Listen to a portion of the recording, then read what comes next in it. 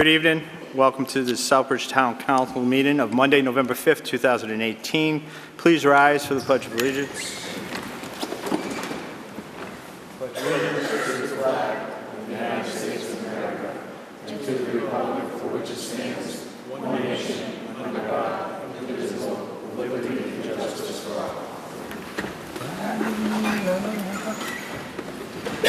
all. Roll call, Madam Secretary.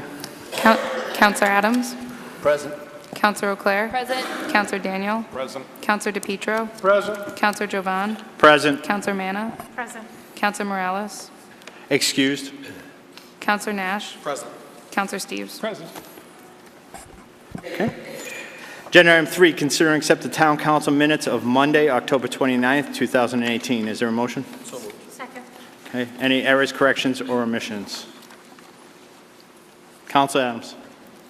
Thank you, Mr. Chair. On 4D, under Planning Development, meeting on 10:30, not 10:20. That's all I have. Thank you. Thank you. Any further? Seeing none, all those in favor as amended? Opposed? Unanimous, all present. Subcommittee reports, General Government, Councilor Steves. Thank you, Mr. Chairman. I have not had a meeting since our last meeting, and I don't have one scheduled at the moment. Thank you. Department of Public Works, Councilor DePietro. Thank you, Mr. Chair, and thank you again for doing minutes that evening. Much appreciated. Number of monies were discussed, mostly regarding the sewer plant repairs that are ongoing. Heather was kind enough to provide us with a tremendous proposal and scope of what was going on, and certainly would be available if anyone is interested. But mostly the bio tower and certain other repairs that need to be done. We were pretty much unanimous, a subcommittee, as to approving these monies. And again, a little bit more towards our snow plowing this year with some other vendors. And if I'm missing anything, please let me know as you were taking minutes, but I thought the meeting went quite well. And again, I thank Heather very much for her diligence and keeping us informed. Thank you, Councilor. And the majority of those items that were discussed are on our agenda tonight for approval, and we can comment when we get to those items. Education and Human Services, Councilor Nash. Thank you, Mr. Chairman. Joint meeting of Education and Human Services Subcommittee was held on November 1st. 2 action items were before us, and both of which are on tonight's agenda, numbers 22 and 23, and each received unanimously favorable recommendations during subcommittee. I'd like to thank Councilor Daniel for chairing that meeting for us, and at this point we do not have our next meeting scheduled. Thank you. Thank you. Plan and Development, Councilor Adams. Thank you, Mr. Chair. Through you, we had a meeting on October 30th. Agenda items number 19, 20, and 21 are from the P&D meeting, subcommittee meeting, and there is no meeting set for the next. That's all I have. Thank you. Protection of Persons and Property, Councilor Manna. Thank you, Mr. Chair, through you. There was a PPP held last week, and thank you very much for chairing that for me. And thank you, Councilor Adams, for taking the minutes for Councilor Jovan. I greatly appreciate it. There is a scheduled PPP for November 15th at 7 p.m. And that's to discuss process and the police for the hiring at the fire department. And there's also a couple items on there, I believe, from the police department. The items that were discussed at the PPP, though, however, are on tonight's agenda, and those are the appointments. Thank you, Councilor. Thank you. Again, that meeting is scheduled for 11:15. 11:15 at 7 p.m. Thank you. Yep, that's a Thursday. Thank you.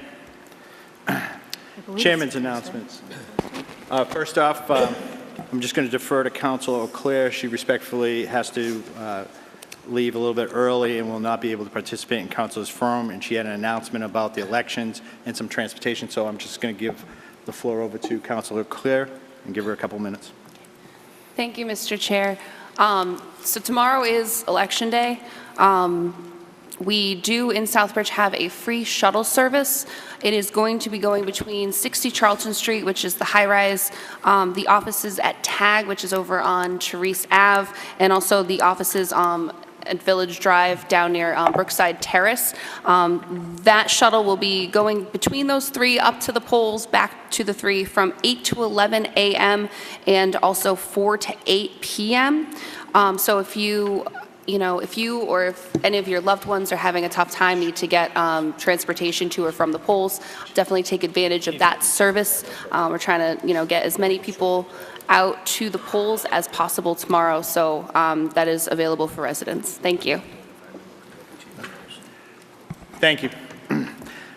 As far as my chairman's announcements, first off, I know Councilor Adams had posted this on his website or his Facebook page, and I appreciate it. He is a couple of my councilors are social media gurus. I am not. But I had asked the DPW director to give us a brief update because we get a lot of complaints about paving and road issues. I commend the manager and Councilor Adams for putting together some information that will come later in the meeting as to a pavement plan that we'll be working on. However, I did ask, we have constant complaints about Main Street and anybody that's going down Main Street and the bumpy road at Cumberland Farms. They are aware of the issue. We're looking into, DPW is looking into multiple options for repairs to this pavement area. They have taken some core samples and inspected them. The plan is to conduct a bid for construction to mill and overlay the affected areas during the next construction season. So we'll have to deal with that throughout the winter months, but we're doing that. As far as the gas line replacement, the ongoing on Main Street, National Grid had started to replace 90-year-old gas line and continuing from Goddard to Dresser Street. However, the work has been stopped due to the ongoing issues with gas companies throughout the Commonwealth. There's temporary patches, so until the Mass Department of Public Utilities allows them to go back to work, they're in a hold. However, that whole section of Main Street will be milled and repaved upon completion of the job by the gas company. So we are aware of those issues. We are working on them. So, but anybody that has issues, feel free to bring them up to us in council, and we'll gladly try to address them the best we can. Over the last 2 weeks, we've had robust agendas with over 30 items on them on each meeting within a week. So a lot of work is being done on the council end.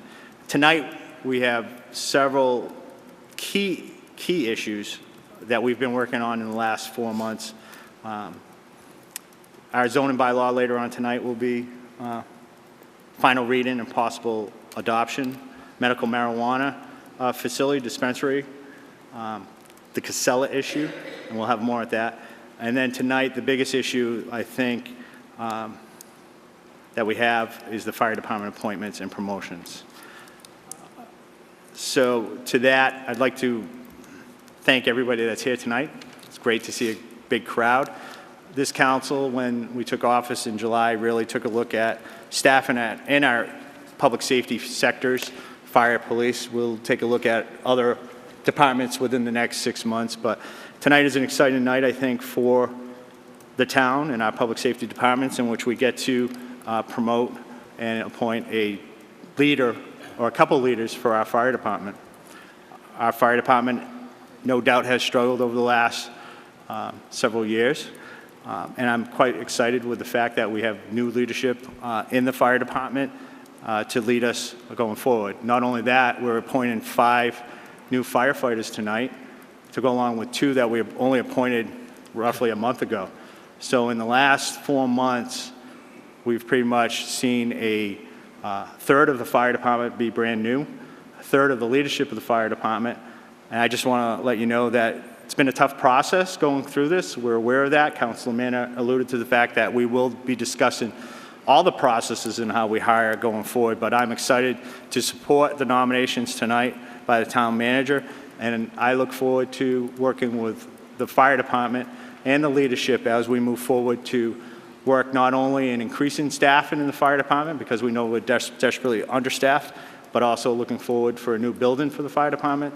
So on behalf of the council, I'm only one person, but I look forward to tonight and how we move forward. So congratulations, and look forward to working with you as we move forward in the town. So with that, I will move to town manager's announcement. Thank you, Mr. Chairman. I have a letter that I'd like to read. I'm not going to read the whole letter, but I want people to at least understand a part of the letter anyway. And it's from the governor, lieutenant governor, and the secretary of Mass DOT. And it basically talks about what the chairman talked a little bit about what we call Chapter 90 funding and the importance of state funding to the town. So as Dear Manager Sanangelo, we are pleased to inform you that the legislature has recently approved the supplemental budget when I filed for an additional $40 million in Chapter 90 local transportation aid funding for fiscal year 2019, which represents a 20% increase over the usual funding amount. This letter certifies that your community's Chapter 90 apportionment for fiscal year 2019 is $587,133, which includes the amount previously approved in Chapter 154 of the Acts of 2018 and the new supplemental amount of $97,855. I approved in signing this new legislation. I'm not going to read the whole rest of the letter, but I do want to point out this is pretty close to $100,000 more than last year for road work. As all citizens understand, we struggle with finding funds for roads, so it's nice that the governor and lieutenant governor have been very supportive of municipalities in trying to increase state aid for roads. So I think it's important. I want everybody to know at least we're moving in the right direction. Secondarily, I had the, I guess, the privilege or the opportunity to work with the police chief and the fire chief today, and we announced what's called a TIP 411 line, TIP 411. The reason I stress that is I think many of you read we recently had some arrests in town, and our police department has done a phenomenal job in trying to deal with the issue of substance abuse, and it's not just a Southbridge problem, it's not just a Massachusetts problem, but it's a nationwide problem. And we've been making arrests, and we really want your support in helping us as a community. The TIP 411 line that's announced today allows citizens to basically text in tips, and they're completely anonymous. So if you know of somebody involved in any kind of crime whatsoever, you can simply tip in your information to our police department, and they will get it and they can respond to that information. This truly needs to be a partnership if we're going to do everything we can to deal with this plague of illegal substances across our country. So I appreciate it if you take a look at it. What you can do is go to the iPhone App Store and just search for Southbridge PD, and you'll see the application. You just download the application to your phone, and you can set up tips to our police department. But also, what the police department is going to do is use it for a way to get information out to the public. They have no idea who you are, but if, let's say, there's a lost child or something, they can immediately put an outgoing message for anyone who signs up through this application to give you information. So if there was somebody in your neighborhood that was causing a problem, they can immediately feed that information. So I encourage you to download that application. Again, it's on the iPhone store. If you just go again to Southbridge PD and search it, you'll find that application. We appreciate it if you download it. Last but not least, I'm going to talk about the individual candidates tonight, but I wanted to have a special thank you to all the friends and family that are out there today and the members of our fire department here to support the various people being appointed. This process is giving me a lot of respect for our in-house people and didn't compete with anyone statewide and have done so and have came out on top. So I appreciate that all of you are here to support these fine men who are being appointed. I think it's great for the town, and I'm really excited about the future leadership within our fire department. And that's all I have at this time, Mr. Chairman. Thank you. Agenda item 7, presentations. We have no presentations this evening.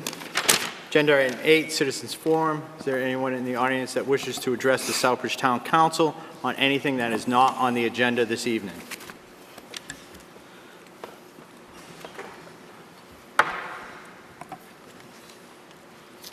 Denise Clements, 128 Country Club Place. I will keep it as brief as possible because we have much more important things to deal with here.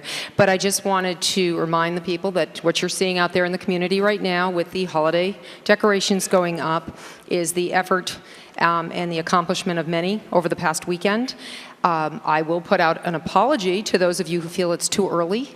We do hear that a bit, and we understand it's too early for us too. However, unfortunately, time is of the essence, and we just don't have every waking moment to spend doing the work we do on the weekends. So I don't ever want to minimize those who help us. And as a matter of fact, I want to uplift them and applaud them and remind all of you out there who sometimes get the bah humbugs that these people give their time, their energy, their effort, their muscle, and all to make the town a little bit happier for the holiday season. So we appreciate those who said nice things to us over the weekend when we were out there in the rain and all, and I want to thank those. We had some counselors out this weekend, and a lot of new members come and give their time and energy. So thank you to all who shared in the effort. You will see a little more of that going forward in the next couple of weeks. And of course, our big event is the 24th with a parade and brand new Christmas tree lighting on the Common on the 24th. If you want information, please look at the Holiday Visions Facebook page. It is out there, and get in touch with me or anyone else. And I just want to give my kudos to what's going on here this evening, the appointment of new leadership in the fire department. It's long overdue, a breath of fresh air, and I look forward to, as a citizen, knowing that our fire department is well-staffed and well-managed, and I think it will be a very big opening for communication and more positive things to come. So I applaud what's going on and congratulate those who are up for appointment. And thank you, Council, for helping the citizens out and making sure that our town is well protected on all sides. So congratulations, you guys. Thank you.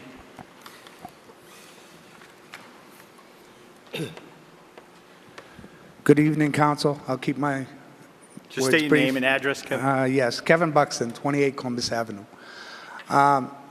There are two items I'd like to bring up. The chairman's comments last week about minutes for subcommittee, and I'd like to open that idea up. In the past, I've mentioned before about the importance of having our town council televised, and I would really like to see the general government and all the subcommittees consider some effort to try to get subcommittee meetings televised. I want to remind people to get out and vote tomorrow, and it's just as important as it is to vote for your senators and representatives, it's also equally important to stay involved and informed on what's going on in your hometown government. It's one of the reasons why I've always said that in the past there's been rare occasions where subcommittees have been videoed. Former Councilor Clements actually did a couple with her general government meetings. I think it's a easy way for people to stay more involved and more informed in what's going on in the subcommittee, because the council, of course, always says a lot of your work does happen at the subcommittee, and we don't really get to see that. As a citizen, if you want to know what happens at subcommittee, you can go to the town clerk's office and get minutes, but that's usually after the fact. A fixed camera in the corner of the room is all you need. You don't need a full production staff like you do, and I'd just like it to be considered. I really think there's available time on the cable access to do it. The other last thing was the new appointment of a temporary recycling coordinator. And I'd like to ask the chairman and his subcommittees to consider putting on their agenda items for future agendas is what can the subcommittees do to increase and promote more recycling. I would consider it a green wave going from the top down. Through the subcommittees consider making suggestions and recommendations either up or down to their various areas. And our recycling has been stagnant. It's been stagnant for quite some time, and just appointing somebody as recycling coordinator may not just be able to do it. We need more. We need a green wave to work its way through our town. Thank you very much. Thank you, Mr. Buxton. We'll definitely take those items under consideration.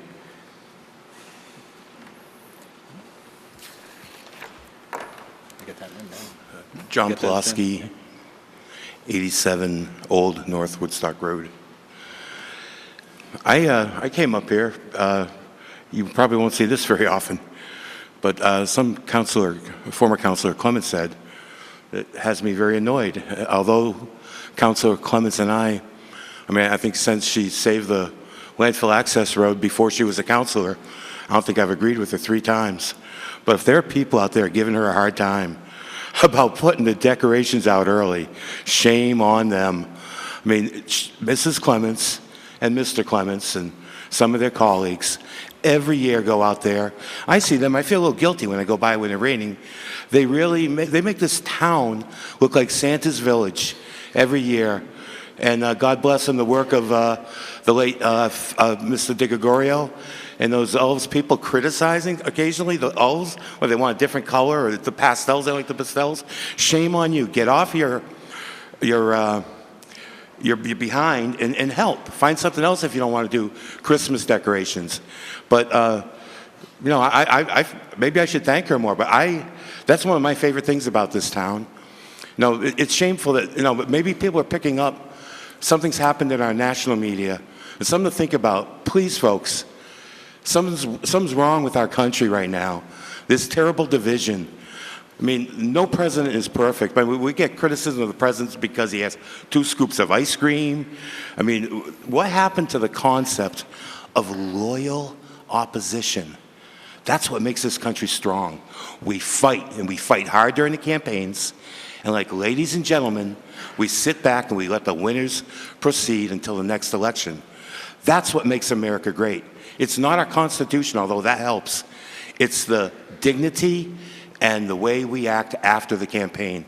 That hasn't happened since 2016. So if I can come up here and defend Councilor Clements, who has not been my ally and has often been an adversary, if you hear somebody going after members of any party over something petty, please remind them of the concept of loyal opposition. Out of respect for the veterans, some of whom nights like today spent 3 weeks in the rain with occasional hot meals. You know, we've got Veterans Day coming up. We have an election. I look at it as almost, because I've had the privilege of traveling all over the world. I've been behind the Iron Curtain during the days of the Iron Curtain. I've been in some really bad situations putting in solar systems in the third world. We really don't know how good we have it. And the only way we're going to preserve it is to preserve our almost sacred voting system. And let's, after this election, no matter what side you're on, Democrat, Republican, Libertarian, Green, Socialist, Labor, Communist, keep your mouth shut unless you have a really great idea and wait till the next election. Do your talking now. So thank you for letting me come up. That's one of the other great things about this country, our freedom of speech, So, and thanks again, yeah, I'm a veteran, but I was on a comfortable nuclear submarine eating 4 meals a day. When I think of veteran, I think of those heroes that sit in the, get hot lead, like Jimmy Satilli in Lebanon in the 60s. While I'm in the schoolyard, he's getting hot lead knocking the peach fuzz off his ear in Lebanon. So anyway, I'm talking too much now. You got a lot on your agenda tonight. Thank you. Thank you, Mr. Pulaski. Is there anyone else that wishes to address the town council? Anyone else? Okay, seeing none. So basically, we have 3 leadership appointments that we'll be going through during each appointment. What will happen is after, hopefully after the confirmation, this clerk will swear them in and do whatever they need to do. We will go through the chief's appointment, the deputy chief's appointment, the lieutenant's appointment, at which point we have 5 firefighters that will be appointed, where the chief will introduce each one to be confirmed. At that point, he will keep them all, and then they'll proceed through the council. So we'll take forward all 8 appointments for the fire department, make sure that all goes through. At that point, after that's all commenced and done, we will take a 5-minute recess as a council, because every time I'm here and we have these, and this is a big crowd, everybody's going to want to take pictures and congratulate each other. So as a council, we'll take a 5 to 10 minute recess so that everybody can take their pictures, because right after that we have our an issue that is going to take a lot of debate. So that will be the plan. So with pleasure. Agenda item 9, vote to confirm the town manager's recommendation to appoint acting Fire Chief Paul Normandin as the permanent fire chief for the town of Southbridge, effective immediately. His appointment will be contingent upon obtaining Mass Fire Academy certification of Firefighter 1 and 2, Mass Fire Academy certification of Fire Officer 1 and 2, minimum of associate's degree in fire science or related course of study within 18 months of appointment. Is there a motion? We have a motion and a second. Discussion. Mr. Manager.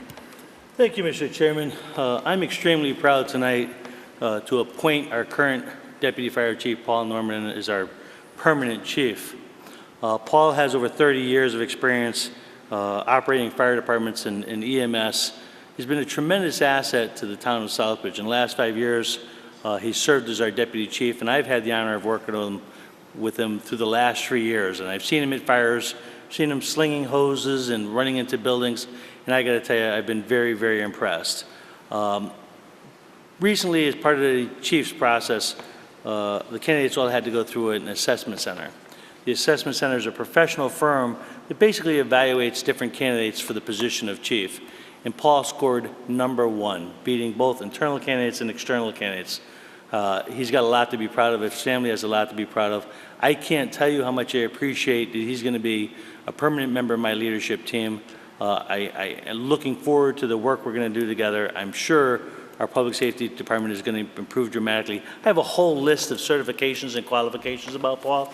I'm not going to read them, but let me tell you, it's phenomenal to see the job he did, especially as it compares to fire chiefs in other towns that competed for this job. Paul did it the old-fashioned way. He earned it, and I want to congratulate him, and I'm very proud of this appointment, Mr. Chairman. Thank you. Any further discussion? Just on behalf of, because I did chair the PPP meeting, there was lengthy discussion about a whole host of issues, but this appointment was moved forward to a unanimous of those present at the PPP meeting. Any further discussion? All those in favor of appointing Paul Norman as chief? Opposed? Unanimous of all councilors. Congratulations, Chief.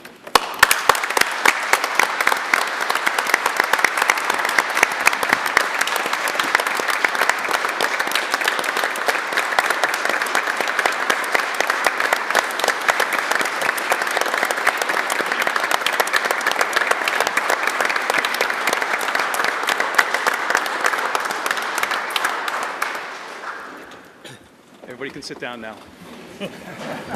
Chief, you want to get sworn in first before you Yeah, talk? we're Because going to do the change our swearing mind. in, and then for the 3 promotions, we're going to do badging, so my wife will come up after that. Do I get it on the side? Thanks. Can you raise your right hand, sir? Do you, Paul Normandin, solemnly swear to perform all duties incumbent of you as a fire chief for the town of Southbridge for an indefinite period of time, faithfully and impartially according to the laws of the Commonwealth, and abide by the charter and bylaws of the town of Southbridge? So help you God. I do. Thank you. I just need you to sign the book. If you just sign your name there, please.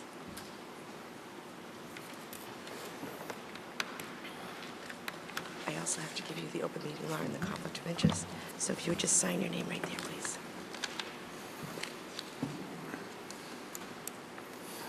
Okay. This is for you. Congratulations. Thank you very much. Thank you. Thank you. Thank you. Thank you, Madam Clerk. I guess go.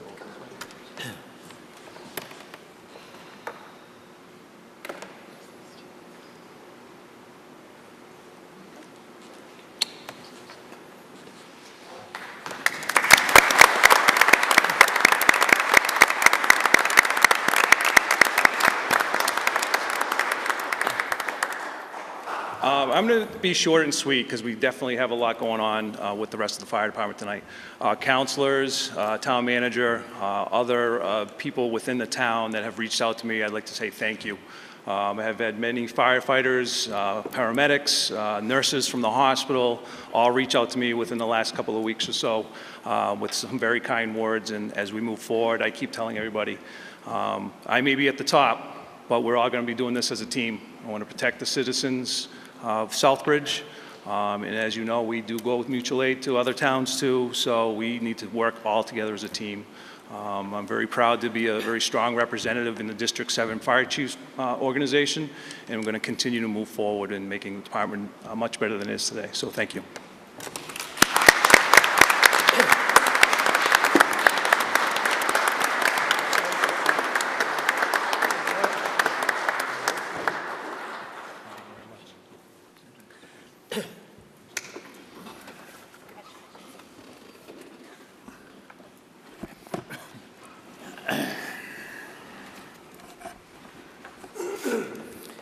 Agenda item 10, vote to confirm the town manager's recommendation to appoint Lieutenant Joseph Hulick as the permanent deputy fire chief for the town of Southbridge, effective immediately. Second.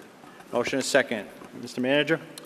Thank you, Mr. Chairman. I'm again very proud to appoint Lieutenant Hulick to the position of deputy chief. And this was a real learning experience because I've known Joe for the 3 years I've been here, but very casually I've had an opportunity to say hello and talk to him at different occasions. But I got to tell you, he went through the assessment center for the chief's position, and I can't tell you how proud I was of the way he responded. He did phenomenal at the assessment center, came in number 2, and in the interview he was fantastic. Frankly, I think he's, maybe I'm jumping the gun a lot, but I think he's a future chief, and I'm looking forward to one day seeing that occur. What's really nice is to see the support of all the men behind him as well. Joe is the great thing I think everybody's going to love about Joe. He's a resident of Southbridge for 31 years. He's a local boy. It's always nice when somebody local actually rises up to the top and comes up to this kind of level of management within the department. He's also been a lieutenant for the last 10 years and been in the Southbridge department for 20 years. Again, he has all kinds of qualifications. I could read them to you, but I'm not going to do that today. I know his family, his wife is here, and his friends and family are here. I wish him the very best. I look forward to having him at our management meetings, our leadership team. Joe, I am so proud of the work you've done, and I thank you for putting in for the position and looking forward to working you as part of the team. Thank you, Mr. Chairman. Any further discussion? On behalf of Council Manager, again, this appointment went through the Protection of Persons and Property Subcommittee. I'm proud to announce that his was recommended unanimous of those present to move this appointment to the full town council for confirmation.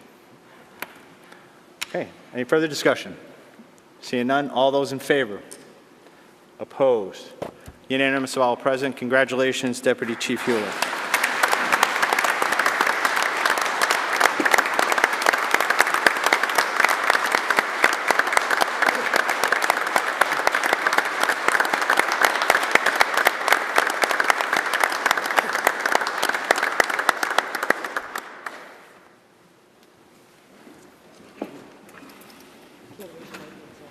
Do you, Joseph Hewitt, solemnly swear to perform all duties incumbent of you as a deputy fire chief for the town of Southbridge for an indefinite period of time, faithfully and impartially according to laws of the Commonwealth, and abide by the charter and bylaws of the town of Southbridge, so help you God?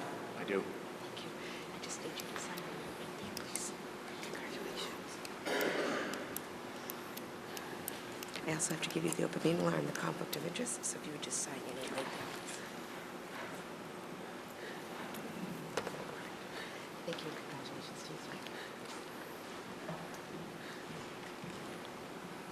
Through the chairman, we have a visitor in the house. We all probably know who he is. Deputy Chief from Charlton, Jason Quintero, is going to pin Joe this evening.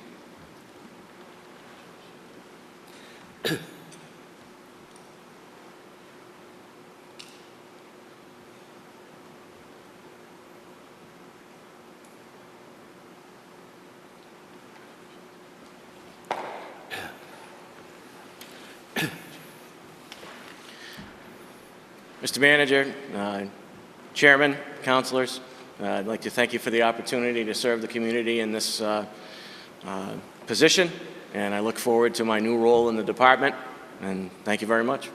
There you go. There you go.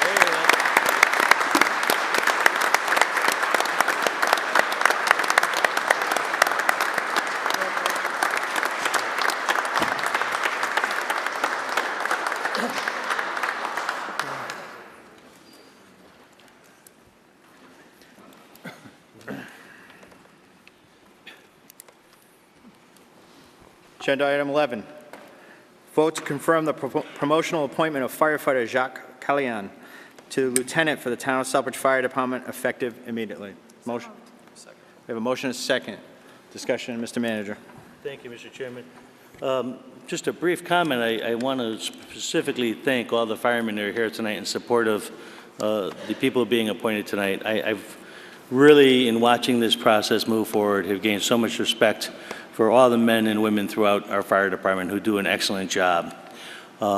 Specifically, tonight, we're going to be filling the position of lieutenant, and we had a lieutenant's assessment center not too long ago, and Jacques scored very high on it, and he's being promoted. He's been in town. He's another one of our long-term town residents, and he's been an executive officer within our fire department for the last 17 years, and has been in an acting lieutenant's role on a number of occasions as well. He's a man I really got to know as part of the union team. He's the union president, and oftentimes between management and labor, there can be a lot of conflicts, and it can be very difficult at times, but he's a man who held himself out there and got the respect of everybody, both in the management and the union side. It's a difficult job to be in that position, and he gained my true respect. It's nice to see you can argue and you can fight over different issues and still be respectable and kind to each other at the end of those meetings. Jacques, I welcome you to the team. Congratulations, and I look forward to serving with you also as part of the management team. Thank you, Mr. Chairman. Any further discussion? Again, on behalf of Council Manor and the Protection of Persons and Property Subcommittee, this appointment was unanimous of all present to move to full council for confirmation. Any further discussion? All those in favor? Opposed? Unanimous of all present. Congratulations, Lieutenant.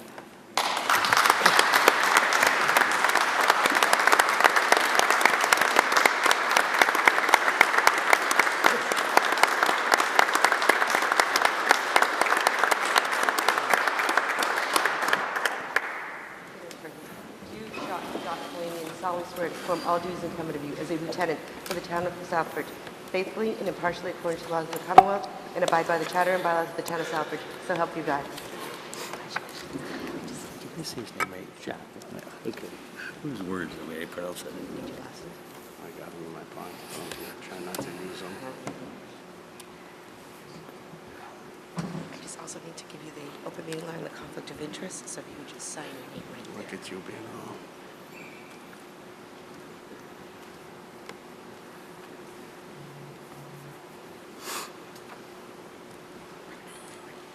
Congratulations. Thank you.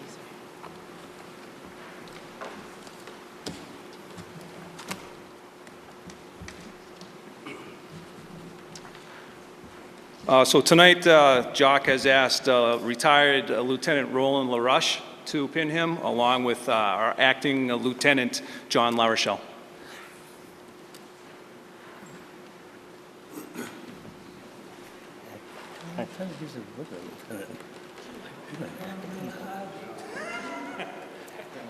Acting? Acting. Oh, acting.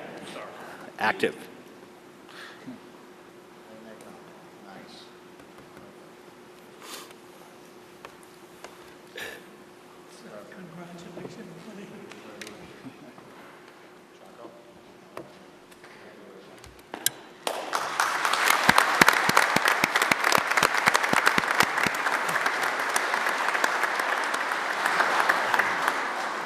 I'd like to thank you, Mr. Manager, Chairman, Council, for your support, and all the members that showed up here tonight. Means a lot. There's every single guy back there, I've learned something from them. So thank you. Yeah, absolutely.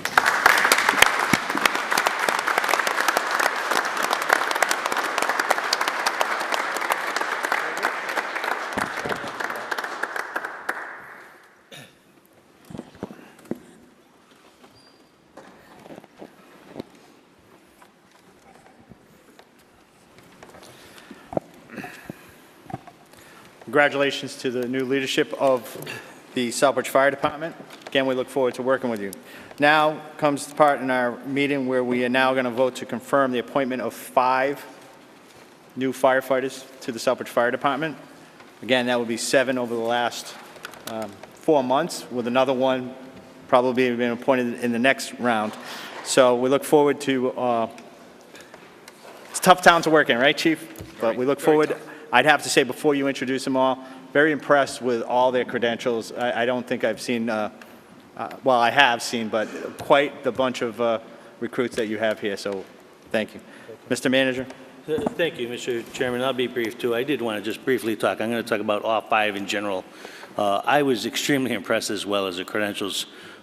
When they came in to interview with us, it was exciting to see this kind of strength in terms of their qualifications, their leadership experience. I think they're going to be a great team for you, Chief.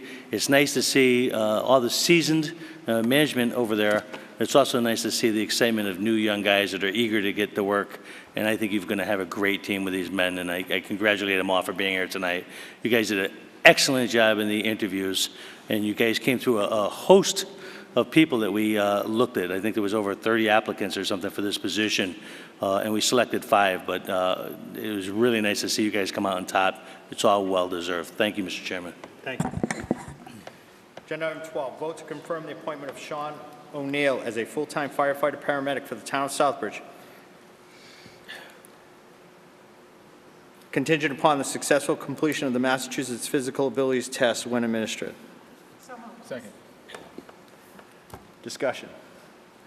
Chief.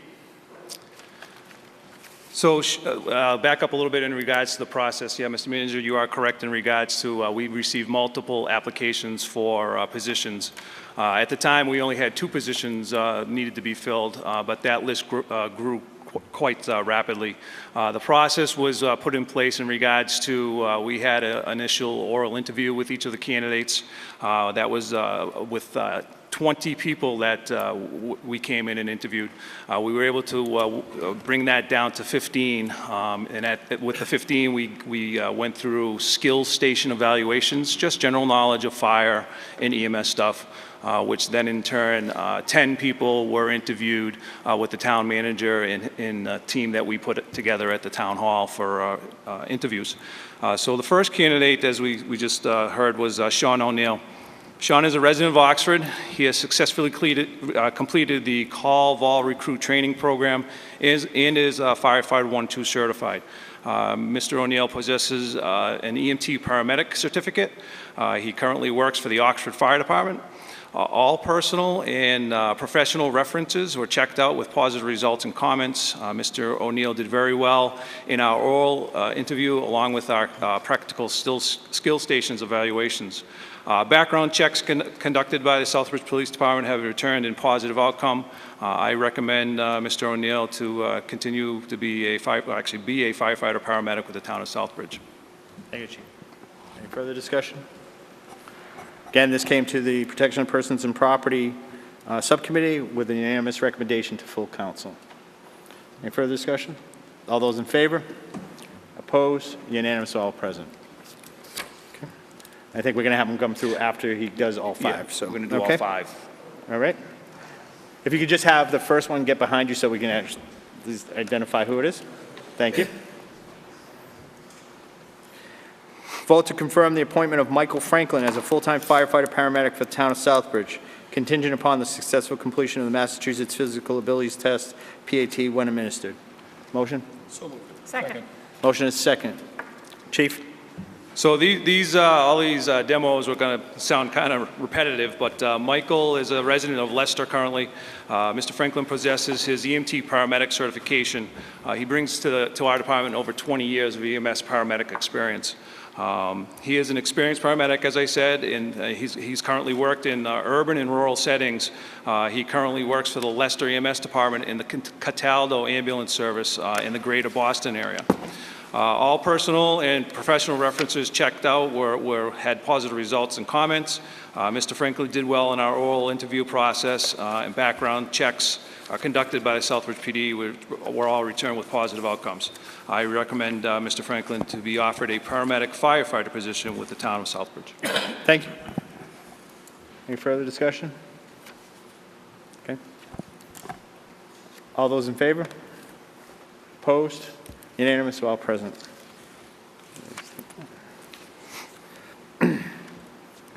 Vote to confirm the appointment of Colin Matthews as a full-time firefighter EMT for the town of Southbridge, contingent upon the successful completion of the Massachusetts Physical Abilities Test when administered. Motion? So moved. Second. Discussion. Chief? Colin Matthews is currently a resident of Worcester. Mr. Matthews possesses his EMT basic certification. He's looking to become a paramedic in the near future, hopefully here within the Southbridge Fire Department. He currently works for the Holliston Fire Department part-time and locally for Access Ambulance Service. All of his personal and professional references came out with positive results. Mr. Matthews did well in our oral and practical skills evaluation stations. In all his background checks with the Southbridge Police Department returned with positive outcome. Mr. Matthews, I recommend that Mr. Matthews be offered a firefighter EMT basic position with the town of Southbridge. Thank you. Further discussion? Again, this went to the PPP and was unanimous of all present. Okay. All those in favor? Opposed? Unanimous of all present. Vote to confirm the appointment of Michael Dion as a full-time firefighter EMT for the town of Southbridge, contingent upon the successful completion of the Massachusetts Physical Abilities Test, PAT, when administered. Motion? So moved. Second. Motion is second. Chief? Michael Dion is currently a resident of Sackett Harbor, New York. Mr. Dion also is just completing a term with the U.S. Army. His last date, I believe, just by talking with him several times, is December 11th. He's moving him and his family back to the greater Southbridge area.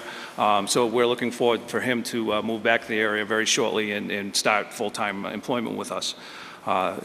He successfully, when he was originally from the town of Uxbridge before joining the military, he completed his call recruit training program and certification in firefighter 1 and 2. He also possesses his EMT basic certification. He is interested in becoming a paramedic in the near future. All personal and professional references were checked out with positive results and comments. Mr. Dion did very well in our interview and completed our practical skills station evaluations at the top of the list. Background checks, of course, from Southbridge Police came back with positive outcome. I do recommend Mr. Dion be offered a firefighter EMT basic position with the town of Southbridge. Thank you. Again, vetted through PPP, unanimous of all present. Any further discussion? All those in favor? Opposed? Unanimous of all present. Vote to confirm the appointment of Corey Stevens as a full-time firefighter EMT for the town of Southbridge, contingent upon the successful completion of the Massachusetts Physical Abilities Test, PAT, when administered. Motion? So moved. Second. Motion is second. Chief? All right, last one for this time around. Corey Stevens is currently a resident of Douglas. He has successfully completed the call of all recruit training program and is a firefighter with 1-2 certification. Mr. Stevens also possesses EMT basic certification. He currently works for the Douglas Fire Department as a call firefighter EMT. All personal references were checked out with positive results and comments. Mr. Stevens also did very well in our oral interview and completed our practical still station evaluations with no problems. Background checks by the Southbridge PD returned with positive outcome, and I recommend Mr. Stevens to be offered a firefighter EMT basic position with the town of Southbridge. Thank you. Again, this went through PPP, unanimous of all present at the PPP. Any further discussion? All those in favor? Opposed? Unanimous of all present. Congratulations, all 5 of you.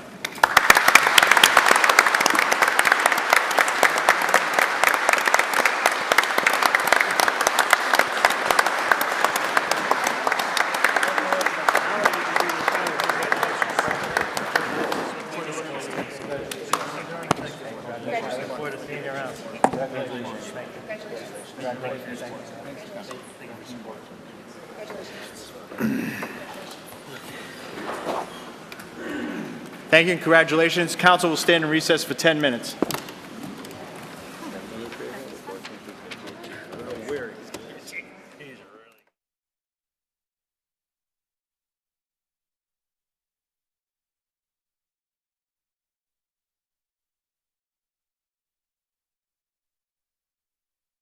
Welcome back to the Southbridge Town Council meeting. Call this meeting back to order. Thank you for the indulgence on the recess. As you can see, the audience has cleared out quite substantially. Next item for business, major item for the town. Review and consider, so I'll take a motion to approve and authorize a settlement agreement in the Town of Southbridge versus Casella Waste Systems Incorporated et al., Worcester Superior Court Case Number 2018-CV-00763. So moved. Second. Okay, discussion. So, on behalf of the council, I'm going to take the lead in this to outline what this settlement is, what the reason for it is, and what our thoughts are. So, this has been quite difficult because as there's 3 of us that came onto this council in July, not having any experience, I know me personally, any experience with the Casella issue. So we had to undertake the business of looking at this case and seeing what the best resolution to it would be. The dispute was whether Casella was obligated to provide curbside collection until May of 2027. It's kind of tough because this was a tough case because we're talking about an agreement that was put into effect some 10 plus years ago, which had about 10 years left. Casella had notified the town of Southbridge that it was going to close the landfill well, they notified us on the town on August 3rd, 2017, that it was their decision to close the landfill.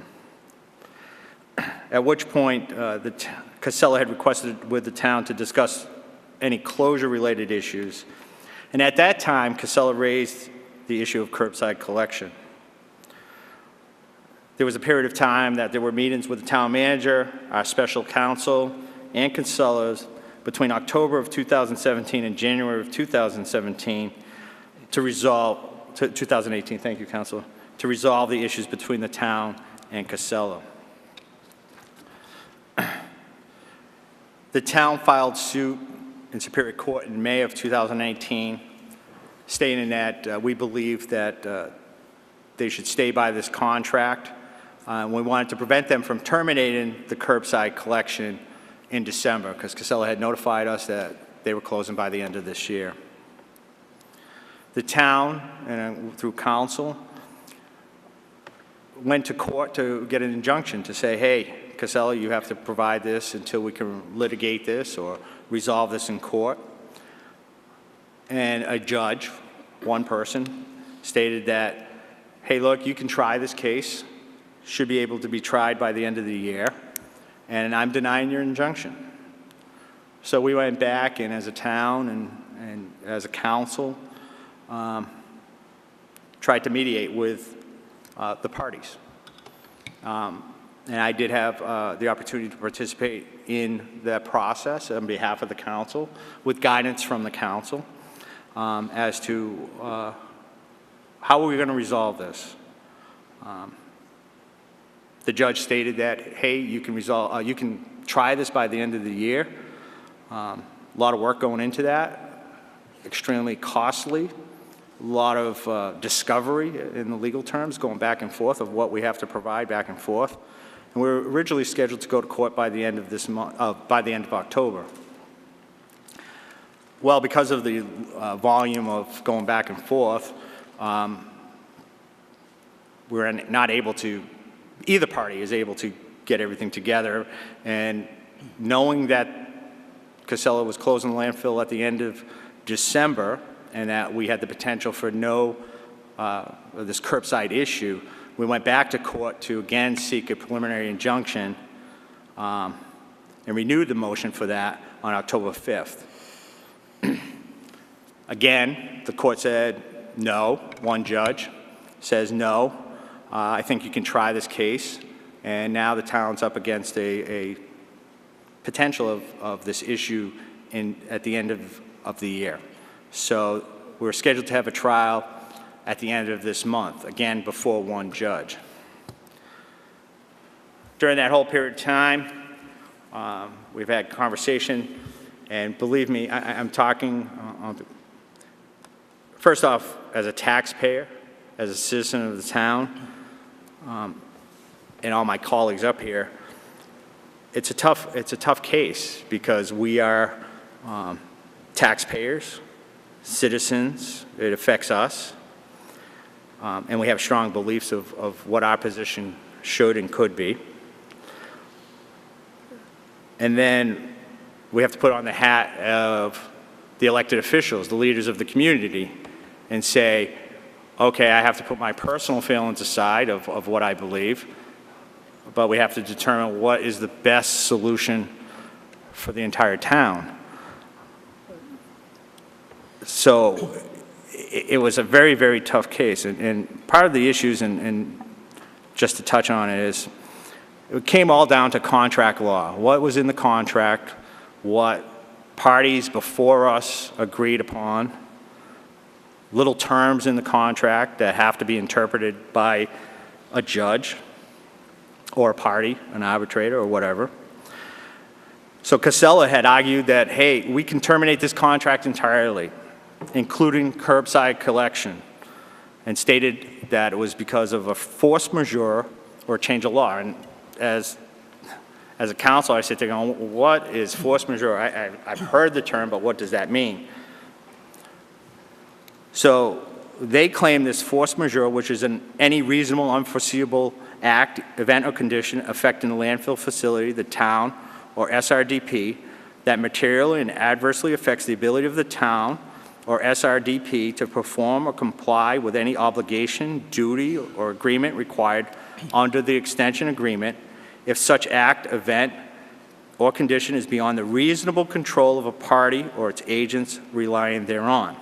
So Casella claimed this force majeure based on the Massachusetts Department of Environmental Protection's decision regarding the site expansion on February 15, 2017, and the discovery of 1,4-dioxin in the private wells in Charlton, among other things, in 2015.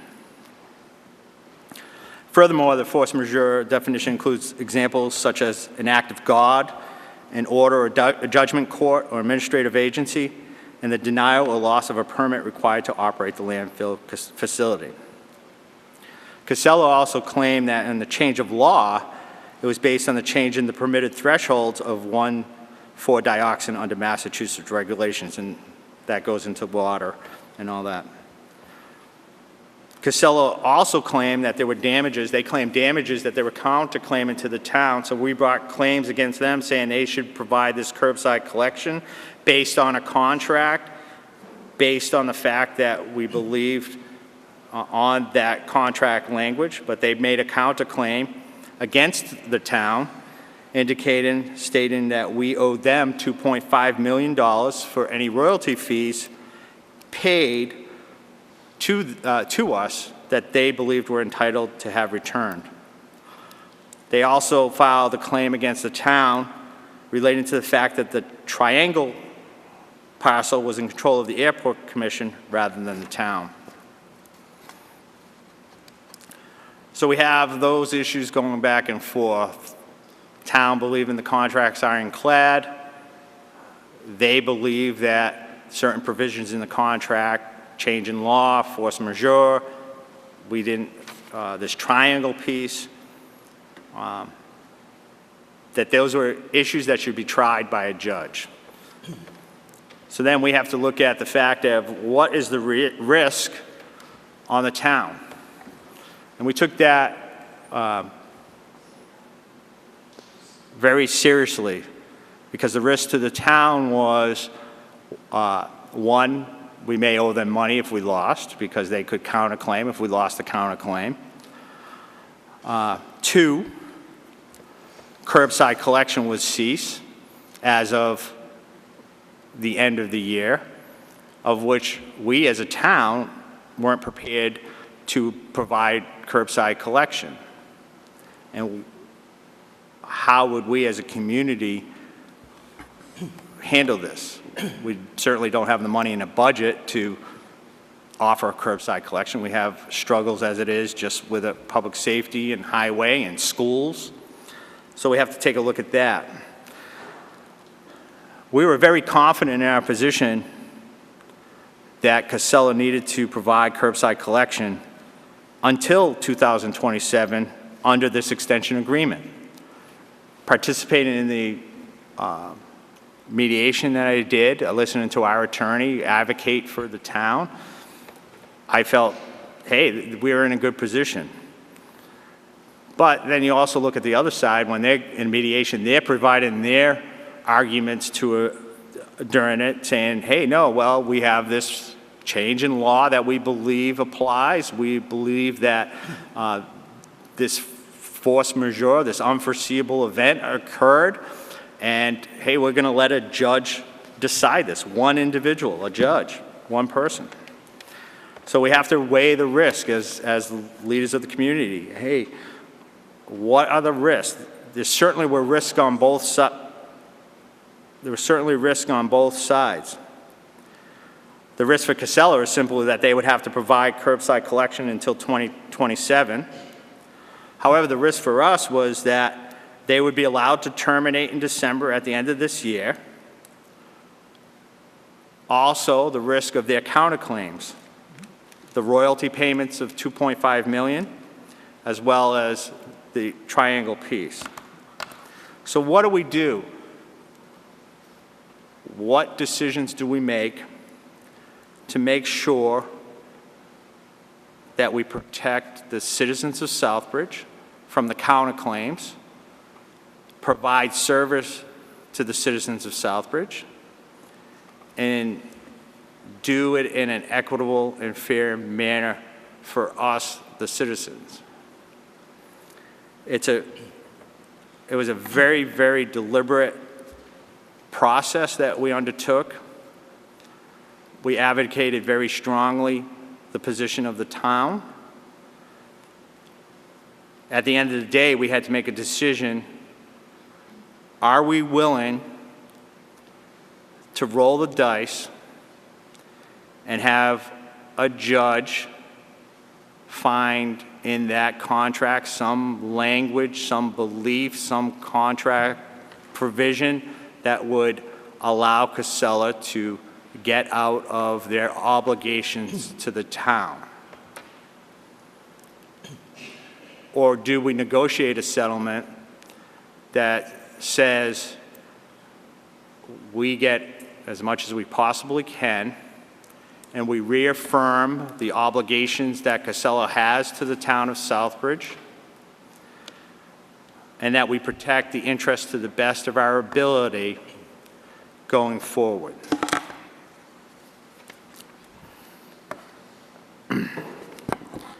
We also have to weigh the cost of litigation, of which we've spent over $250,000 in a year, and increasing.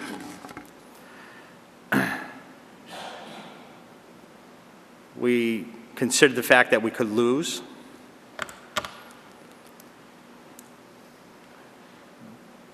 So what do?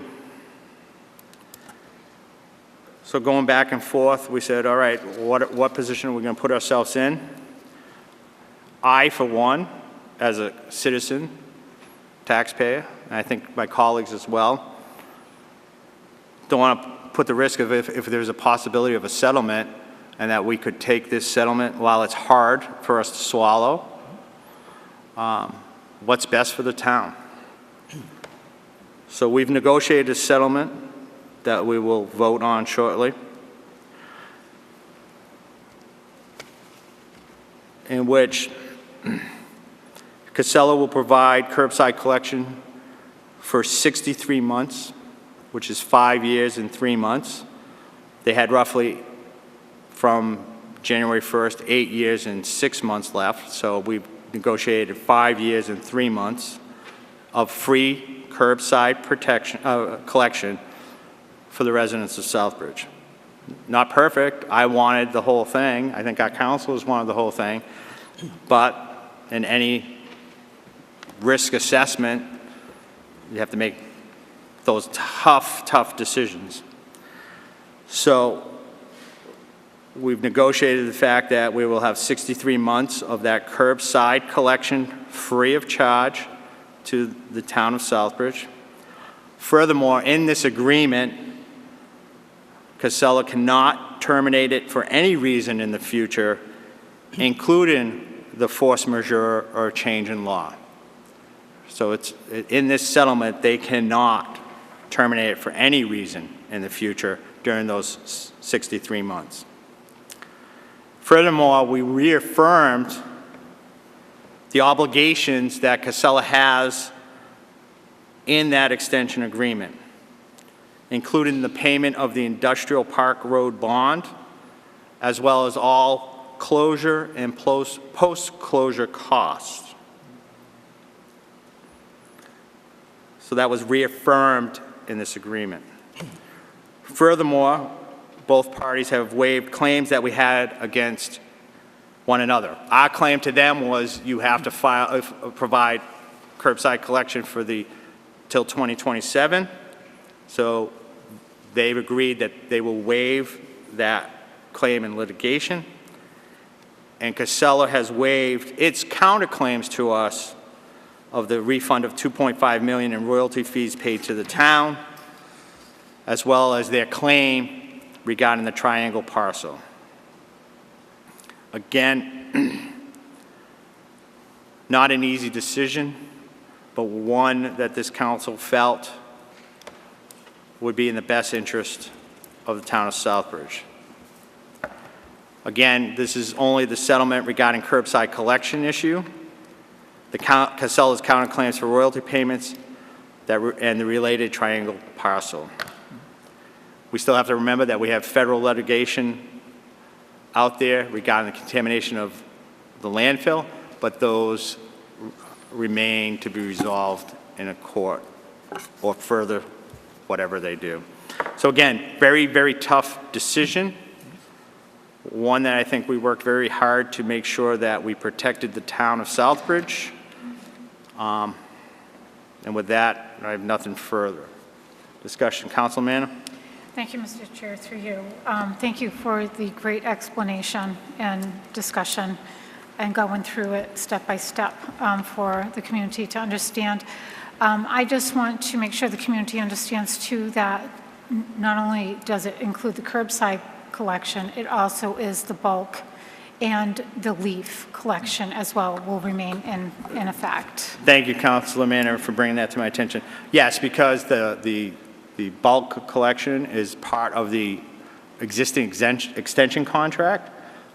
Anything that was in that agreement will be maintained, such as the bulk pickup, the hazardous days that we have up at the landfill. It also does, there are certain other things that we're able to negotiate in the agreement, which one of the items was the seasonal leaf pickup curbside that was not part of any agreement, but that Casella had provided a service to the town. We've gotten that in the agreement as well, so thank you for bringing that to my attention. So we did negotiate that, as well as another part of that had to do more with the town and access to certain areas that would have to go through Casella's property that is under their control, so that the town can continue to operate on some of the things that they do. So thank you for bringing that to my attention. Thank you, Mr. Chair. And I just want to say that I fully support this agreement, and I will be voting yes on that tonight. Thank you. Thank you.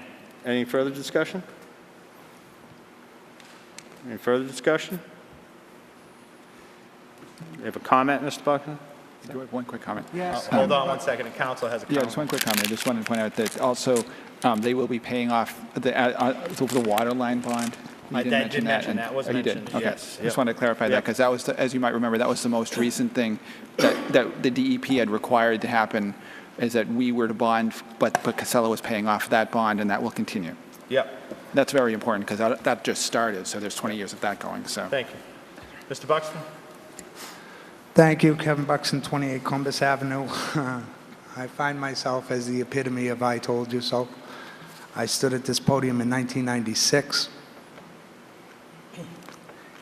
As a 26-year-old guy, worked in a factory down the street, who participated in our local recycling committee who used to stand up at the landfill and take milk jugs out of little old ladies' trunks.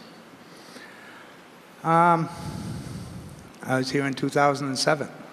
I was one of the only single citizens to speak to the council about the extension agreement and explain to the town and the town council at the time that they were hooking their wagon to an archaic dinosaur of an industry that was dying. Still is. I, over the years, have stayed involved with attending Board of Health meetings where, when it came to Citizens Forum, they would refer to it as Kevin's Forum because I was the only citizen there. I get it. Town was between a rock and a hard place. It's always been between a rock and a hard place. It's always been on the poor side of negotiation when it comes to the multi-billion-dollar corporation who you partnered with. You could have partnered somewhere over the last 11 years with your residents, but you didn't. And guess what? The next 5 years, you won't partner with them either, which will put you in the same boat 5 years from now. Now, some of you don't care. Council's a 3-year term. You'll be long gone. But we're still stuck with this curbside pickup. And in the next 5 years, will this administration, this monstrosity of municipality, finally do something? Because in 5 years' time, we didn't do anything the last 11 years, and nothing's going to change in the next 5 years. The scope of service for curbside pickup will remain the same. We will not develop common sense recycling programs within our own community. We will not start common sense solid waste management within our own community. Why? We have another 5 years of free ride. I get it.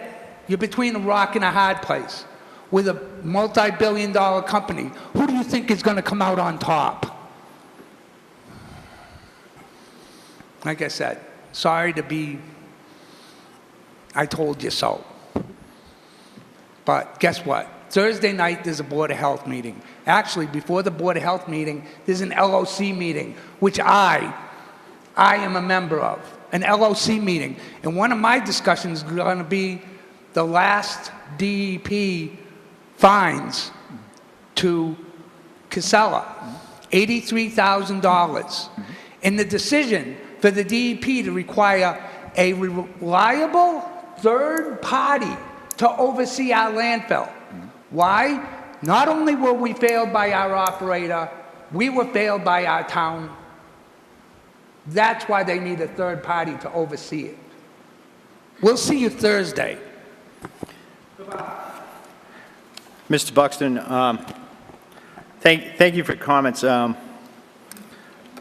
I think one of the frustrating things that I do sense your sense of frustration is what is the plan going forward. And I think under this, our philosophy as this council, this term of office is we have to do a better job of planning, and you're absolutely right.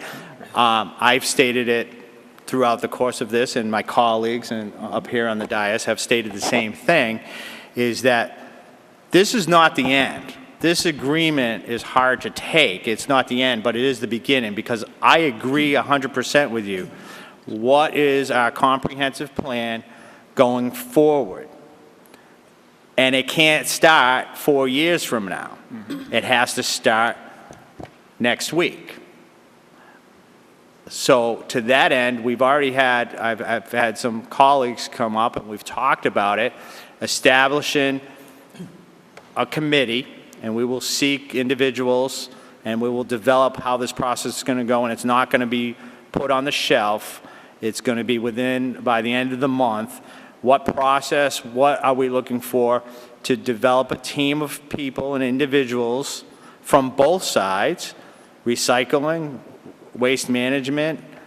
How are we going to develop a comprehensive plan because we are between a rock and a hard place, because if we didn't negotiate a settlement and we lost at the end of the month, what was our plan? How were we going to go forward? So I'm not in a position, and I'll just leave it at this, Mr. Buckingham, I'm not in a position as the chairman and my fellow councilors, I'm not going to leave this as an unresolved issue.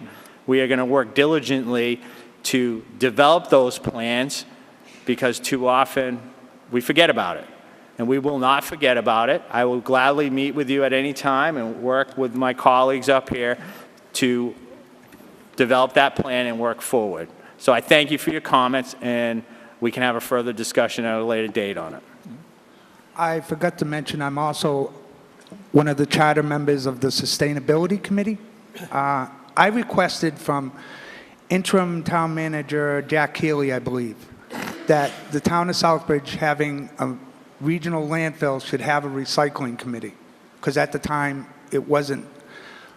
Sustainability/recycling committee is not in part of the contract. Jack Healy was good enough in his side letter to request that we develop a recycling committee. It ended up being called Sustainability Committee, which we've been, we haven't been meeting on a regular basis. Even the LOC had a difficult time after Dean Cook. I look forward to the possibility of a new committee, hopefully a fast-track committee. I'm well aware of the fact that in municipal committees, fast-track could mean 2 or 3 years. I'm well aware of that. I'll stay in touch. Thank you. Thank you, and I appreciate your help on that. Councilor Steves? Thank you, Mr. Chairman. Just to comment on what Kevin just said is that I agree with you, Kevin, as well. One of the things I would really like to see as far as going forward with this committee, make sure we get some of the people in our community that are involved in our town's industries. So if we can see we can do something about doing some sort of a producer take-back, at least within the community. I think that would make a huge difference as far as a lot of the stuff that's just wasted. Thank you. We'll go Councilor Clare, and then Councilor Adams. Thank you, Mr. Chair, through you. To Mr. Buxton, I think that everybody up here shares your frustration. I think that there's been an ongoing sort of frame of mind that predates, I think, almost everybody up here, of kicking the can down the road. And that goes for many different things, specifically with the landfill as well. I know that when I first came on this council, and I know that Mr. Santangelo came on as a brand new town manager, that our big obstacle with the landfill was to get the landfill royalty funds out of the operating budget. And over the course of 3 years, we were able to do that, so that we were, no matter what the direction of the council, no matter what the will of the council as a whole was, we would be making decisions regarding expansion or the future of the landfill without that financial stranglehold. And I know that that was a priority at that time. I can promise you that our priority going forward is to use these next 5 years to come up with a comprehensive plan for trash pickup that will behoove the residents of Southbridge, that will include a comprehensive recycling program to get down as close to zero waste as we can. We already are in talks of creating a sort of ad hoc committee to further plan this. And in 5 years, we are going to, as a council and as a town, be ready. And this is not something that's going to fall through the cracks. We're done kicking the can down the road. Everybody up here is on the same page with that. And I promise you, and I give you my word, that we will be ready when these 5 years are up. So thank you. Councilor Adams? Thank you, Mr. Chair, through you. Mr. Buxton, I appreciate it. Thank you for coming up here and telling us everything that's going on. But I will say this, it took a long time for us to start the Landfill Oversight Committee back up because it had died out on the Board of Health for quite some time. I've also received text messages from certain citizens that said, you know, I volunteered for a long time and nobody's taken me up on this. And Councilor Claire is correct. There's no more can to kick down the road. We have to identify it. The thing is, it's hot and heavy right now. What happens in a month from now, a year from now, 2 years from now? Are we going to still have the same motivation to keep moving forward? We have to bring about people not only within the department, within this town, we also have to bring in opposite sides. And we have to argue the decisions out. We have to compromise at the same time, try to figure out what's best for this town when it comes to recycling, when it comes to curbside pickup. Regardless, at this point in time, the political sides have to move aside. I'm here for the next 2.5 years, 3 years. I promise you, I promised the other citizens at the same time, I'm not letting it go. I've already talked to Chairman Jovan multiple times about it.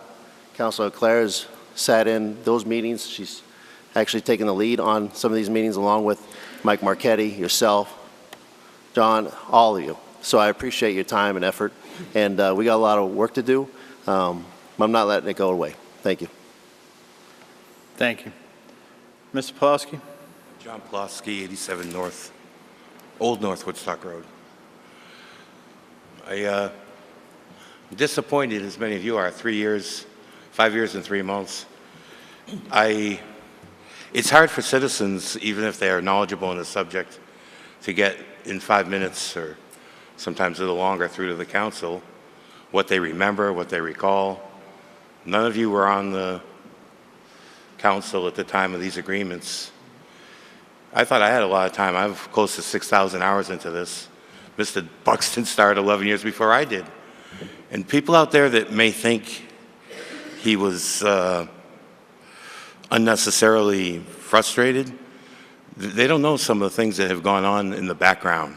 For example, those of us that were very disappointed that this was approved 11 years ago were assured that the site assignment conditions would be, the analogy that was used by the attorney was that they're in stone, these 59 conditions, that they're written in stone, they're going to be respected like the laws of Moses, and that didn't happen. In fact, there are some site assignment conditions now after 11 years that were never implemented, never. And that alone is enough to change the site assignment. We could have this count, if the Board of Health wanted to play, not even hardball, if they just wanted to do what they're allowed to do, and they weren't, I guess I am being critical of them, but the reason is because the description of our relationship with Casella from the beginning is that they were our partners. But partners don't do, it's not a 90%, 10% deal on the money.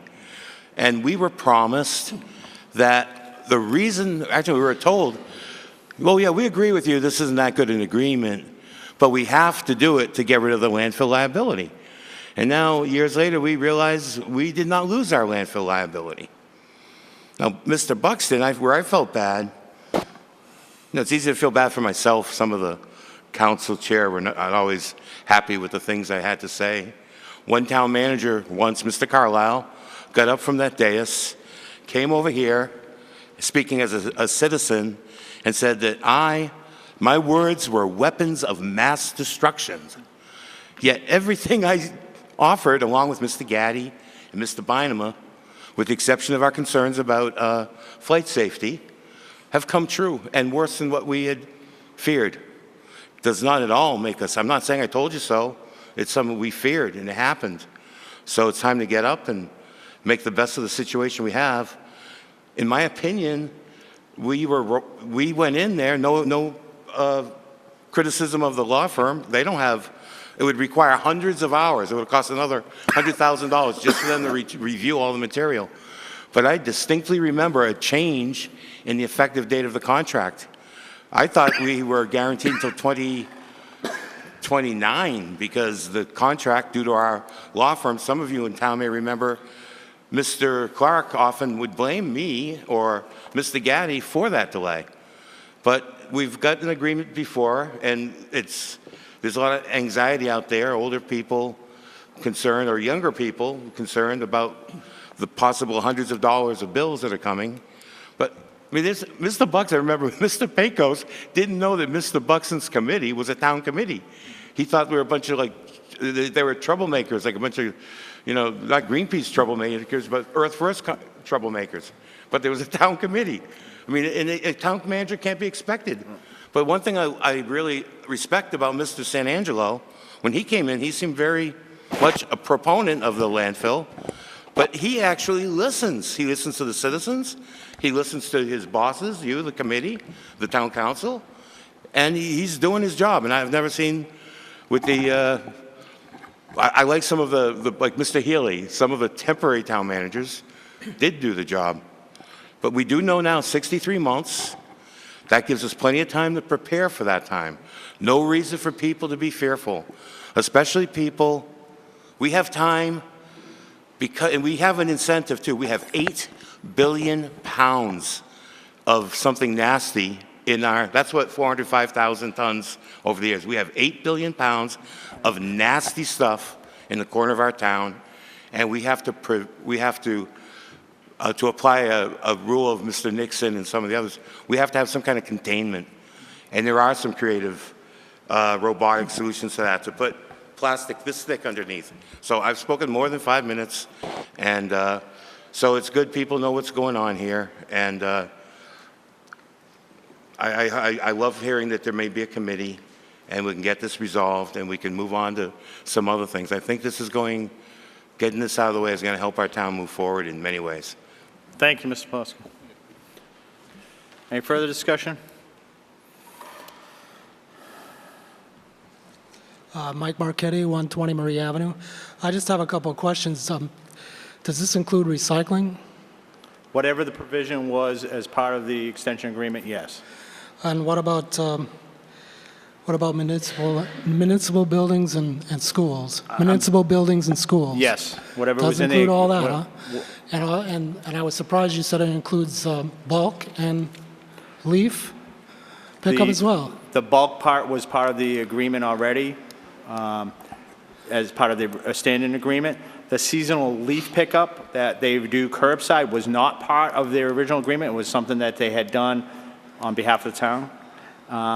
And we negotiated that they continue that service for us. So we got that as an added benefit, locked into the agreement. Yes, sir. Well, no, leaf is part of the agreement. I'm looking The at it here. agreement, the original agreement was that they would provide a location a seasonal location where we could drop off leaves, You're but right. there was nothing in the agreement that said that they would pick up leaf side, curbside pickup. Okay. We've added that to the agreement. Well, I just have to say that I think this is a pretty good deal. I don't know why some of you sound like you're really sad about it. I think it's a good deal. At least it gives us some time to start planning for the future. So, good job. Thank you. Thank you, Mr. Marchetti. Appreciate it. Councilor Adams? Mr. Marchetti, I will state one thing is I'm not sad, I'm optimistic about it. It's one of those things is, and I've seen it too many times, we sometimes fail to plan or think 2 feet in front of us or 3 years in front of us. And I'm cautiously optimistic that we are going to move forward with what we've talked about, with the counselor that I've talked about, with the chair I've talked about. So I'm looking forward to the hot debate and the discussions. And then we have to figure this thing out for the town and the right pathway we need to go. So I appreciate it. Thank you, Mr. Chairman. Councilor Mann? Thank you, Mr. Chair. Through you, just one last thing. With the committee that you come up with, I hope whoever's on that committee comes up with a resolution, because all I've been hearing since I've been on council and before I've been on council is we don't want it in Southbridge. I have never heard one person come up with a resolution on what to do with their trash besides not have it in Southbridge. Recycling doesn't get rid of your banana peels. It doesn't get rid of anything, your diapers or anything like that. So I would like to hear some of that. I've heard from past counselors, they said I don't care where it goes, as long as it's not in Southbridge. They didn't have a resolution to the trash. And that's all. Thank you.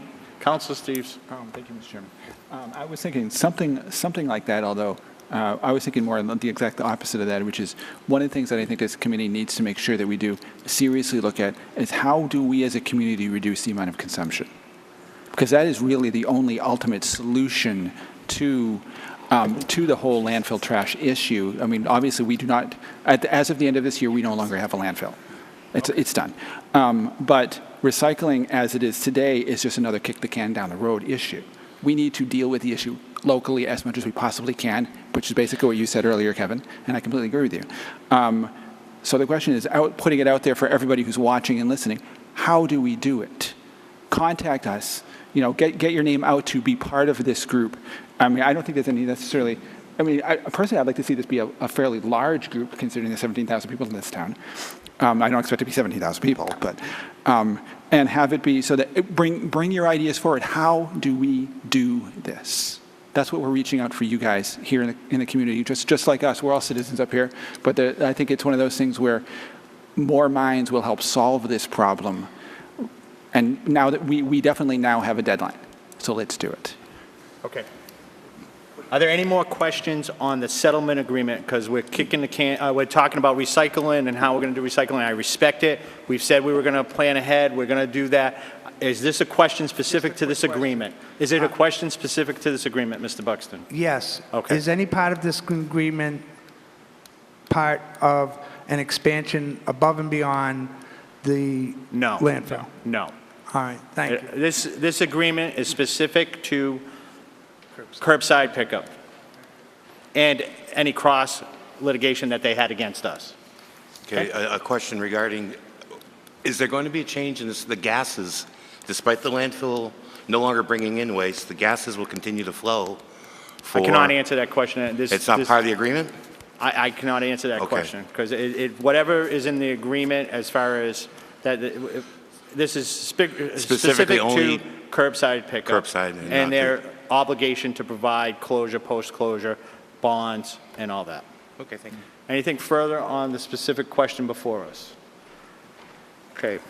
So again, the motion is, Councilor Nash. Thank you, Mr. Chairman, through you. Sorry, I was waiting. I thought someone else was approaching the podium. Hope the general public that's watching at home and sitting in the audience appreciates the fact that every councilor sitting up here is very well aware of the gravity of the decision we're about to make and the vote we're about to cast. For some of us, it's been going on for quite some time. Some of us, not so long. I, too, will try to remain optimistic about some of the other things that are outstanding and away from this particular agenda item relative to the settlement agreement, but I think it needs to be repeated that thanks need to be given for the hard work and the effort to those councilors that have remained involved and adamant that we're looking out for the best interests of the residents of the town of Southbridge, town manager and staff, and in particular, Councilor Jovan, who has taken the bull by the horns to make sure he is fully educated and informed in regards to the issues, even as a relatively new councilor, very experienced, knowledgeable, and balanced individual. So we appreciate that, and I appreciate the remarks that were made at the podium tonight, and I look forward to moving past this and moving forward, which is the most important thing for our community. Thank you. Okay. So the motion before us is to approve and authorize the settlement agreement in the town of Southbridge versus Casella Waste Systems Incorporated et al. Worcester Superior Court case number 2018-CV-00763. Roll call, Madam Secretary. Councillor Adams? Yes. Councillor Auclair? Yes. Councillor Daniel? Yes. Councillor DePietro? Yes. Councillor Jovan? Yes. Councillor Manna? Yes. Councillor Nash? Yes. Councillor Steves? Yes. None opposed, unanimous of this council. Thank you.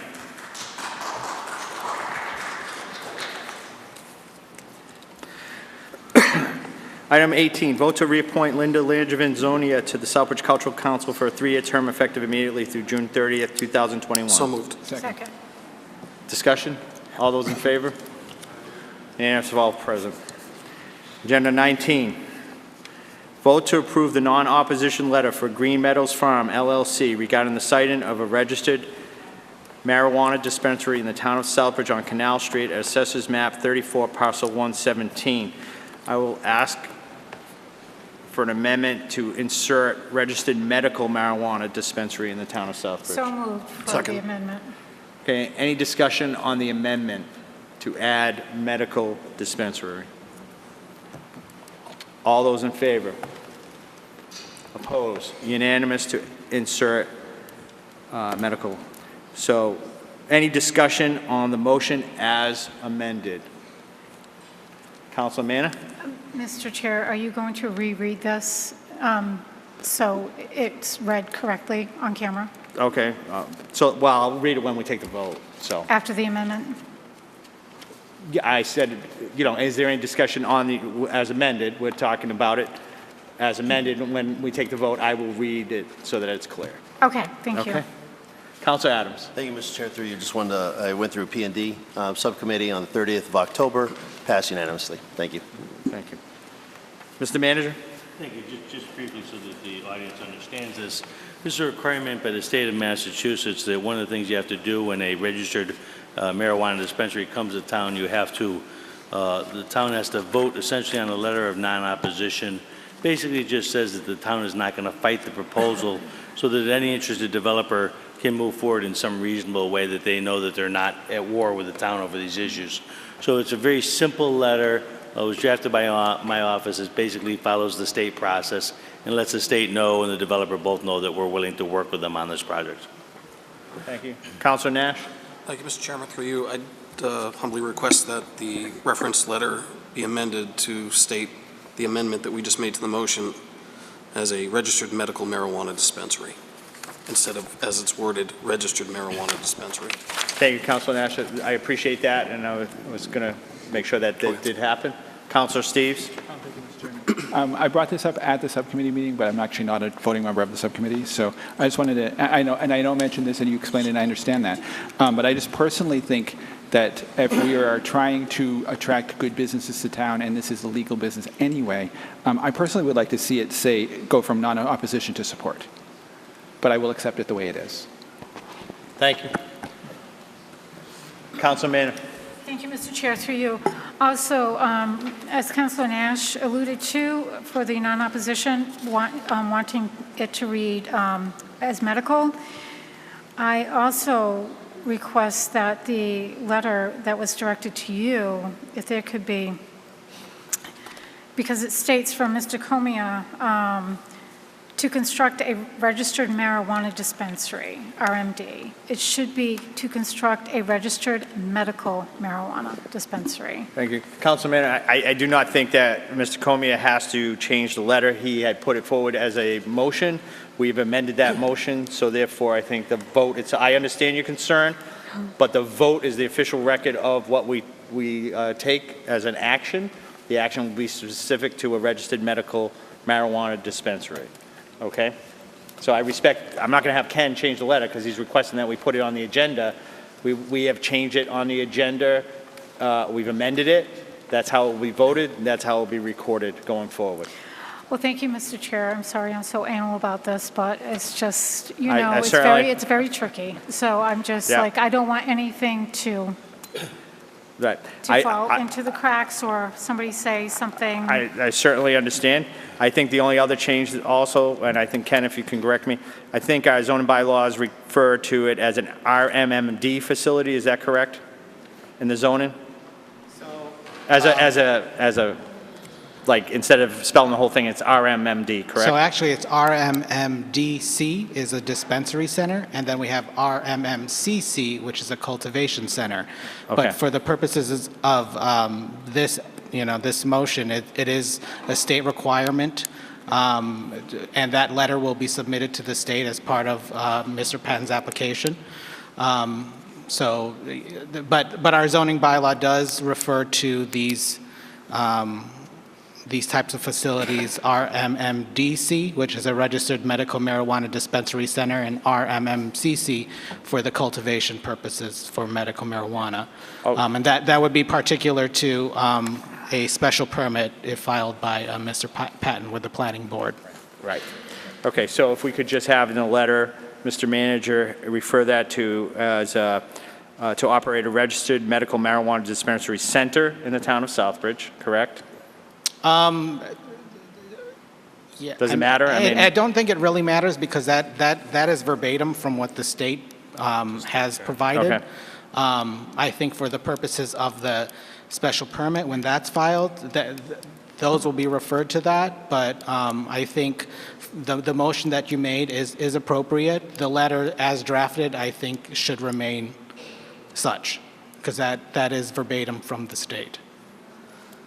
The letter that was drafted, that will be signed by the town manager, Should stay RMD. RMD. But the motion, Technical name for the state. I think Right. it is appropriate for that record to show that. Yeah, and I do recollect that I did review the zoning bylaw in which it does say RMD and then subsection. Yes. It's very specific in the Very zoning specific, bylaws. yes. So, yes. Councilman? Thank you. I'm sorry. So let me get this correct. Mr. Comia, through you, Mr. Chair, to Mr. Comia, a letter from the state to the town manager that the town manager is going to sign specifically says RMD, not RMMD? That's correct. Oh, I don't like that. The state identifies any medical marijuana use as RMD. Within the whole definition of the registered marijuana dispensary as the state has defined it, it includes uses like cultivation and uses like dispensaries. So it is an umbrella use by the state as defined by the Department of Public Health. That's the language that the state uses for the definition of any registered marijuana dispensary, any medical marijuana use. The town has its own, is using its own definition of those different types of uses, but it is to the same effect of within the umbrella of the state's definition of a medical marijuana facility. I just, thank you. I don't doubt you. I just doubt the state that they will live up to anything they say when it comes to marijuana. There's just been, they weren't ready for it when the vote came. They definitely weren't ready for it. But, so whatever we vote on tonight, and we're going to vote on medical marijuana Correct. dispensary. Correct. It's zoned as medical. Correct. And it will not fall through the cracks where that medical dispensary comes into town. Now they're able to sell recreational, correct? That's correct. So the next motion you'll be taking is specific to the host community agreement, which lays out the terms of the siting of a medical marijuana facility in town. Right. So I guess what I'm saying is I saw in other communities, well, one other community in particular, where the select people said, because they are a medical marijuana facility, they have the right to sell recreational. If the town has adopted a ban, which that town may or may not have, that would have been stated in their host community agreement. Okay. So the host community agreement is the town's contract with this petitioner. I yes. understand. And and the host community agreement is specific to a medical marijuana dispensary. Period. Period. Because the vote taken here, okay, very Yes. good. Thank you, Mr. Comia. You're welcome. Thank you, Thank Mr. you. Chair. Any further back there. discussion? Council Steves? If I may, this is actually hear relative you. to, this is relative to what you were just saying, but it's also relative to the next item. Just specifically from the host community agreement specifically states in section 10, this agreement authorizes and governs the operation of an RMD at the facility. The company shall not seek licensure or seek to operate a retail recreational marijuana establishment at the facility, or seek licensure for or seek to operate any other type of marijuana establishment at any other location within the geographic boundaries of the town without first entering into a separate host community agreement with the town. And that would have to, and for that to even be invoked, that we would have to change the current recreational marijuana laws. So at the moment, there's nothing. it couldn't happen, so. Councilman? Thank you, Mr. Chair, through you. Thank you, Councilor Steves, for pointing that out. I just seen other things happen in other communities, and they thought they were safeguarded, and they weren't. So that's why I'm just asking these questions. You know, I'm not particularly against marijuana. I've said it all along. I don't think it should be a Schedule I drug, and it still is against the law. I don't care what Massachusetts voted on, because it is against the law. It's a Schedule I. It's up there with heroin and methamphetamine. Until the federal government gets off their cabooses and does something about this huge conflict, I agree with you. it's never going to get resolved the way it should be. And had they gone and done this well before now, we wouldn't be in this, a lot of towns wouldn't be in the situations that they're in. I agree. And that's my opinion. And actually, that was a law school professor's opinion, too. Thank you. Thank you. I agree. Any further discussion? Roll call, Madam Secretary. Counselor O'Clair? Yes. Counselor Daniel? Yes. Counselor DePietro? Yes. Counselor Jovan? Yes. Counselor Manna? Yes, this is on the amendment, right? This is as amended. I apologize. Oh, as Let me restart again, because Yeah. I apologize, because I did say I was going to read it. Yeah, I didn't want you okay. to think I Thank you. was trying to do something. So the motion as amended is vote to approve the non-opposition letter for Green Meadows Farm LLC regarding the siting of a registered medical marijuana dispensary in the town of Southbridge on Canal Street at Assessors Map 34, Parcel 117. Any further discussion on that as amended? Roll call. Thank you. Counselor O'Clair? Yes. Counselor Daniel? Yes. Counselor DePietro? Yes. Counselor Jovan? Yes. Counselor Manna? Yes. Counselor Nash? Yes. Counselor Steves? Yes. Counselor Adams? Yes. It's hard to hear you. The acoustics are awful in here. Agenda item 20, vote to ratify the host community agreement between the town of Southbridge and Green Meadows Farm LLC regarding the siting of a registered, and again, I'll accept an amendment, medical marijuana dispensary in the town of Southbridge You can just edit it because you're reading it now. on Canal Street at Assessors Map 34, Parcel 117. Is there a motion? So moved. Second. Okay, discussion? Councilor Adams, go Plan ahead. development, October 30th, passed unanimously. Thank you. Thank you. Mr. Town Manager? Thank you, Mr. Chairman. Mr. Chairman, in order to do a medical marijuana dispensary in a municipality, the state requires that you do a medical marijuana host agreement, and that's what you have before you today. This agreement was a lot of work from our economic development group, led in this particular case by Ken, who I think did a great job putting this together. It's went through a number of variations as we saw what was happening across the state. When we sent it to our town attorney for final review, he told us about a new agreement that was out that was even more updated. He updated the plan and made those changes. And then a final amendment by members of the town council and subcommittee. They wanted to change just the donation part. Right now, this agreement basically says, and this is a state requirement, that it can be no more than 3% impact fee we can charge a developer for this type of facility. So this agreement essentially does exactly that. It gets to 3% impact fee. But because of the developer here, and I want to speak specifically a little bit about this developer, I was very pleased to see a developer of this quality come before the town for this type of project. And I've said it publicly before, some of the people that are in this business are, in my mind, less than the very best. In this case, I'm very pleased that the people who run Green Meadows is a very reputable group of people with an outstanding reputation in the community that they come from, so I think that's great. They're also kind enough to add an additional $20,000 on top of the 3% as a donation to the town. The councilors had asked in subcommittee to make a minor adjustment, and I'm going to read the words just so the council's assured. It's under payments 2B. The change of the word is, well, it's not notwithstanding the RMD annual payments, the company shall annually contribute to public charities supporting community betterment, such as, but not limited to, which is the new wording that the chairman and others discussed. The town manager's substance abuse advisory committee, Southbridge Cops and Kids program, and Veterans Council Memorial Day parade in the amount of $20,000. I believe that this agreement is in the best interest of the town. It's been well reviewed by attorneys and council members, and I think the developer in this particular case is a good developer. So I think we should move forward with this proposal, Mr. Chairman. Thank you. Councilor Manna? Thank you, Mr. Chair, through you. I did have a discussion with you, Mr. Chair, earlier this evening in regards to Section 2, Item B, in regards to the $20,000. And you did give me a good explanation, just as the town manager did.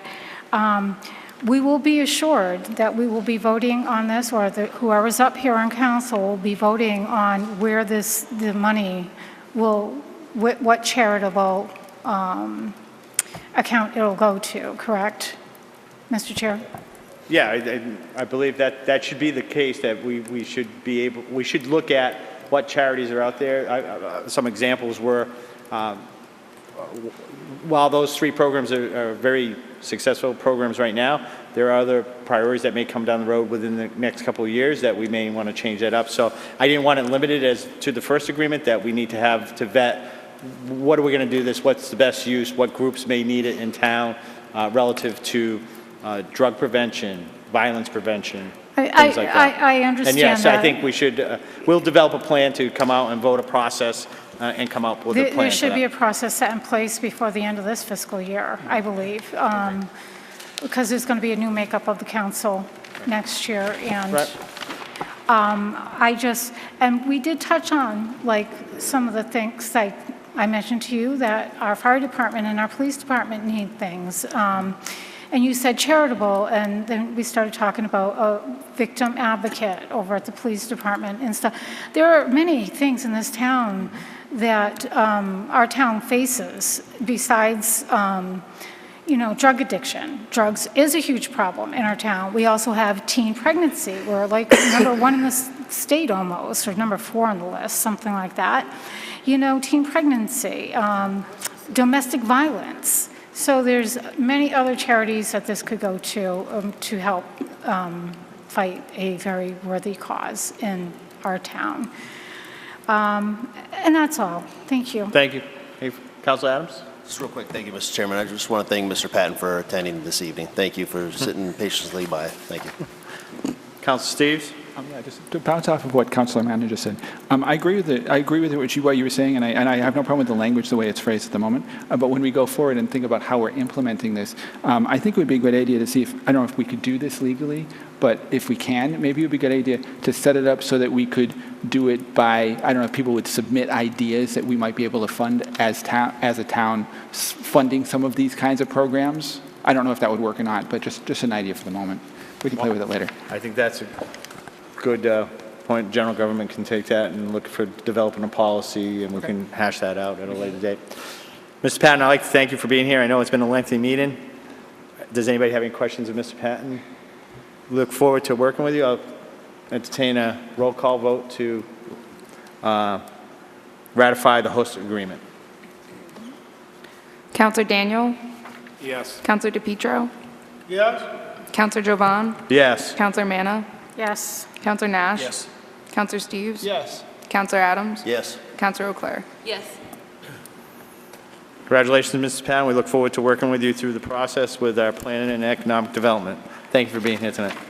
Sure, if you'd like. You've been here for 2 hours, so I'm going to hold you to 30 seconds, though. No, I'm on. People who know me know I speak fast. First, I just want to thank you all personally that I've gotten to know so many, and I'm sure we'll get to know more, our family and our business, starting with Manager San Angelo, Mr. Chairman, and Dave Adams, who sort of presided over the subcommittee meeting the other week, and Ken Comia. Many thanks all around. It's a relationship that's just beginning. I would say, in reference to the monies that you're discussing, which are all important, the $20,000, which will be obviously now to the discretion of others to decide how to go. That's sort of over and above the 3%, and Right. the 3% will be another pool of revenue for the town to put it to whatever uses the group decides as it wishes. So, and we look forward to seeing what fruits will come out of that. We really will. So it's a partnership, and we're happy to be welcomed into it. Thank you all very, very much. Thank you. Thank you, Mr. Patton. We look forward to working with you. Okay. Hopefully we can get through these motions real quick until we have to read a zoning bylaw. Okay. 22, Vote to accept a community compact grant in the amount of 21. Vote to accept the FY 2019 PCI grant in the amount of $28,000 awarded to the town of Southbridge from the Department of Revenue Services to assist us in updating our pavement management plan. So moved. Second. Second. Councilor Adams, I'll defer to Councilor Adams. He's been involved in this. Go ahead. Thank you, Mr. Chair. This came about after we sat down, myself, town manager, and Heather talked about a pavement plan for the town to move forward with. And I guess along the way, Mr. Sanangelo came across the grant. This first PCI study was done back in 2011, 2012, and it kind of, the DPW was utilizing it, but we weren't putting any money into a payment program to actually facilitate what the experts requested from us or expected from us. Anyways, Mr. Sanangelo went out and found this grant, so it wouldn't go back to the taxpayers as far as coming out of our budget. So this grant covers that new software in the PCI study, and then we will release a payment plan down the road very shortly to kind of a rough draft, and that's all I have. But it was P&D 30 October, unanimous. Thank you. Matt, do you have something that you want to add to this? Since you've been here for 2 hours plus and you're a department official? Only that this will be a great help in helping us prioritize maintenance of our roads, rehabilitation of our roads, repaving of our roads, and thank you, Town Manager, for finding this grant opportunity. Mr. Town Manager? Just want to thank the Governor, Lieutenant Governor, and Division of Local Services for their work on this grant. The state government has been very, really formed a partnership with local communities on these type of grants. It's been excellent. Nice to see state and local government work together to achieve positive goals for our community. Thank you. Any further discussion? All those in favor? Opposed? Madam Secretary, if you could just note for the record, any further vote, Council Claire is excused as she has had to leave. Item 22, vote to accept the community compact grant in the amount of $30,000 for the cost of developing a facilities management plan and capital assessment for all school buildings. So moved. Motion and second. Mr. Town Manager, do you have anything, or anybody? Yeah, just a brief comment. This is $30,000 to evaluate all of the school buildings to make sure that we protect those assets long into the future, to develop a capital plan where we can look at any problems within those buildings, and basically, just like we did in the town, make sure that we can, when we do our capital plan, that we have projects in there that will make those buildings last as long as possible, and that we protect those long into the future for the citizens. That's all, Mr. Chairman. Thank you. Any further questions, comments? All those in favor? Opposed? Unanimous, all present. Item 23, vote to approve reallocating an FY 2019 account number 1.610.5240 library repair maintenance of equipment to properly categorize expenses to account 1.610.5343 repair maintenance buildings and grounds, account number 1.610.5460 building and grounds materials, account 1.610.5580 miscellaneous materials and supplies, and account 1.610.5450 library janitorial supplies, as outlined in the attached spreadsheet. So moved. Second. Discussion? Comments? Councilor Ashley? Certainly, Mr. Chairman, through you. This was addressed at the most recent EHS subcommittee meeting on November 1st, where the library director was in attendance, as well as Ms. Harnoy, to discuss what was going on. And in essence, the reallocation is simply redesignating some available funds that are already budgeted and recategorizing the account names. Okay. And the item did pass favorably to recommend to council for. Thank you. Any further discussion? All those in favor? Opposed? Unanimous, all present. Item 24, vote to ratify the snow plow and snow removal contractors for FY 2019 winter season. This is an updated list from the last meeting. So, motion? Second? Second. Any discussion? This was taken up at the DPW. I did take the minutes for Councilor DePietro, and it did pass unanimously after discussion. Anything else you need to add, or you're all set? No, I believe that about covers it, Mr. Chair. Huh? That about covers it, Mr. Chair. Okay. Councilman?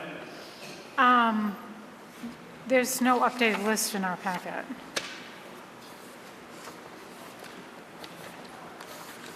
Mr. Chairman?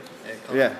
Councilor Nash. I'm happy to comment that, as I sat through that meeting as a member of that subcommittee, there was only one change to add one vendor to one section of the most recent list.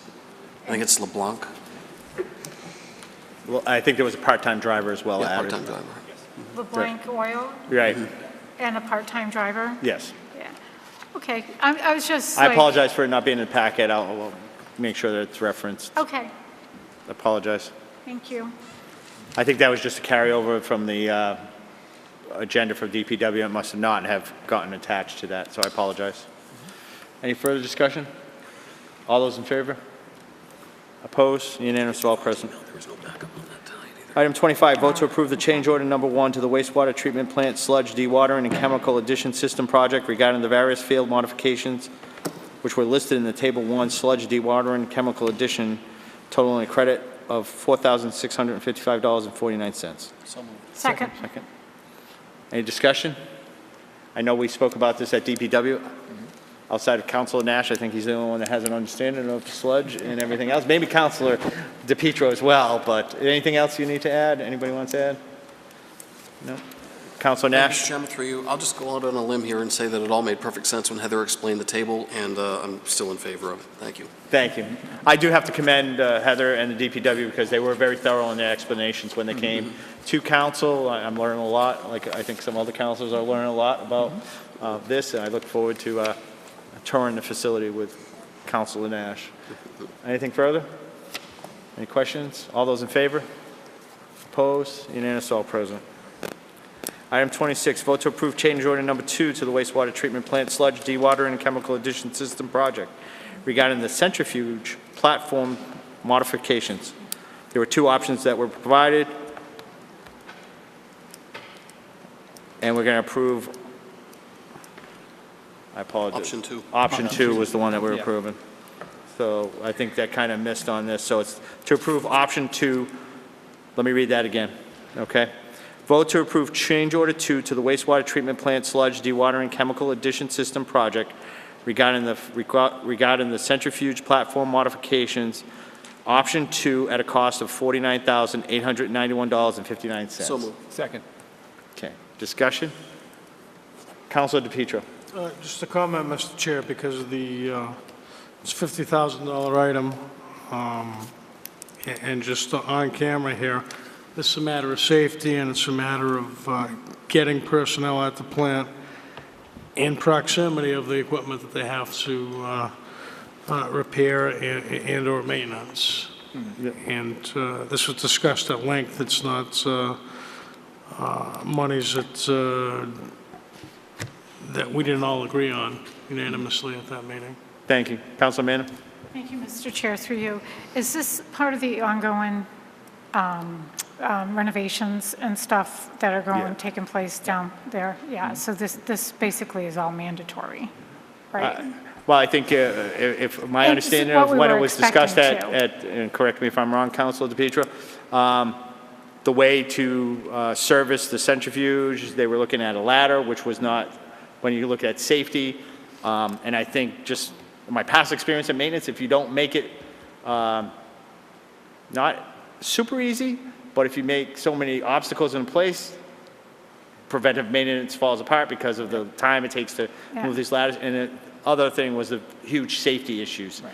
Yeah. So I appreciate Councilor DePietro's input at that meeting as to cost and looking for the dollar, but this was the best option for both safety and preventive maintenance for parts that are very costly and difficult to replace if they go down. So it was more of the cost-benefit analysis. This was the right way to go. Right, but this is still part of the ongoing renovations down at the... Yeah, okay. Yep. That's all. Thank you. Any further discussion? Councilor Nash? Thank you. It'll be quick through you, Mr. Chair. Just a quick note that $50,000 was well discussed, as Councilor DePietro had stated, but what's more, I'll throw in that this $50,000 also helps us make sure that two very critical pieces of equipment in those centrifuges, which are absolutely necessary for dewatering sludge that we turn into compost, continue to operate safely and properly so that we achieve the desired end product. So this $50,000 is absolutely important to spend. Thank you. and knowing how fiscally responsible you are, if you say that, I believe it. Any further discussion? All those in favor? Opposed? Unanimous, all present. 27, vote to approve change order number 3 to the wastewater treatment plant sludge dewatering and chemical addition system project regarding the additional allowance for the SCADA SCADA system program of $17,500 based on the estimated hours to complete from live automation. So moved. Second. Discussion? This is, again, part of their ongoing work that they're doing there and a necessary piece to that work. Any further discussion? All those in favor? Opposed? Unanimous, all present. Vote to approve the appropriation of $175.10 from number 6810 FY18 DPU ride share and surcharge to number 1.499.5533 DPW road materials supplied toward the purchase of asphalt for road repairs. Second. Discussion? Okay. All those in favor? Opposed? Unanimous, all present. Item 29, vote to ratify the extension of the comprehensive pavement preservation contract with Sale Coating Incorporated at their current rates. The new term of the contract will be extended to June 30th, 2019. So moved. Second. Discussion? Council Manna? What are their current rates? Matt? It varies. There's several different preservation methods that they have. I don't have the rate sheet with me here, but they were competitive. It was a competitive bid that was put out last fall, I believe, and we utilized their services this summer to do some crack sealing. We didn't do any of the other methods, but they're all competitive rates. Councilman? So, thank you, Mr. Chair, through you. I don't feel comfortable on voting on a new contract. We're going to vote to ratify the extension at the current rates. We don't have the current rates and new term of the contract. I just don't, I would like to see the rates. Is there any way we can put this off until our next meeting? Not table it, just postpone it to our next meeting, so we have that information. Okay. Councilor DePietro? I understand your point. See if he has, he's the DPW subcommittee chair, so if he has any comments that he can provide. Mr. Chair, the councilor has a very valid point, and this was brought up at subcommittee. When Heather was questioned, her explanation was essentially when crack repairs need to be done, it's a phone call that could be a $150 job, it could be an $800 job, it could be a $1,000 job. And to put this out to bid to all these various folks that do seal coating would be ridiculous at best to make these phone calls. And she was questioned about this at length. This is the contractor that she is most comfortable with, has found the most reliable and the most cost effective. And that was her answer to that question, Council. Councilman? Thank you, Mr. Chair. Thank you, Councilor DePietro, for telling me that, but it still doesn't give me the current rates. So I don't feel comfortable voting this. And if this can't be put off until our next meeting, then I will not support this. Thank you. Councilor Nash? Thank you, Mr. Chairman. If you'll indulge, I'll just notify folks that there may be something in meeting minutes that Councilor Adams took. I was doing minutes. Will you do the minutes? Yeah, and if I not, don't. I'll step over to my backpack because I have all the documentation from that meeting. Maybe in there. She did not have the rates, no, Okay. because we did bring that up. What were the rates? And it was, I think the conversation, if I recall, was the fact that it was the current rates. So therefore, we already had the contract. None of them, there wasn't a new rate. We weren't going out to bid for any new rates. That the council had already approved this contract, so it was simply to approve the extension of it to June 2019. Councilor Steves? Thank you, Mr. Chairman. Were you done, Rick, first of all? I can't hear you guys. Were you done? I was just going to state that I don't think this is something I want to wait on, considering that the contract expired in July. And I have no problem trusting Heather's judgment in this particular instance. Thank you. I just wanted to point out two things. One is that during the course of the discussion, I had asked that question about how much we had spent on it. In the last year, she said there was about $100,000 last year, and I'll be honest, I'm a little concerned about this because I don't remember ever seeing this contract last year, and I can't find that the minutes we have for the documentation that she applied at the subcommittee stated that it had gone through the council in September of 2017.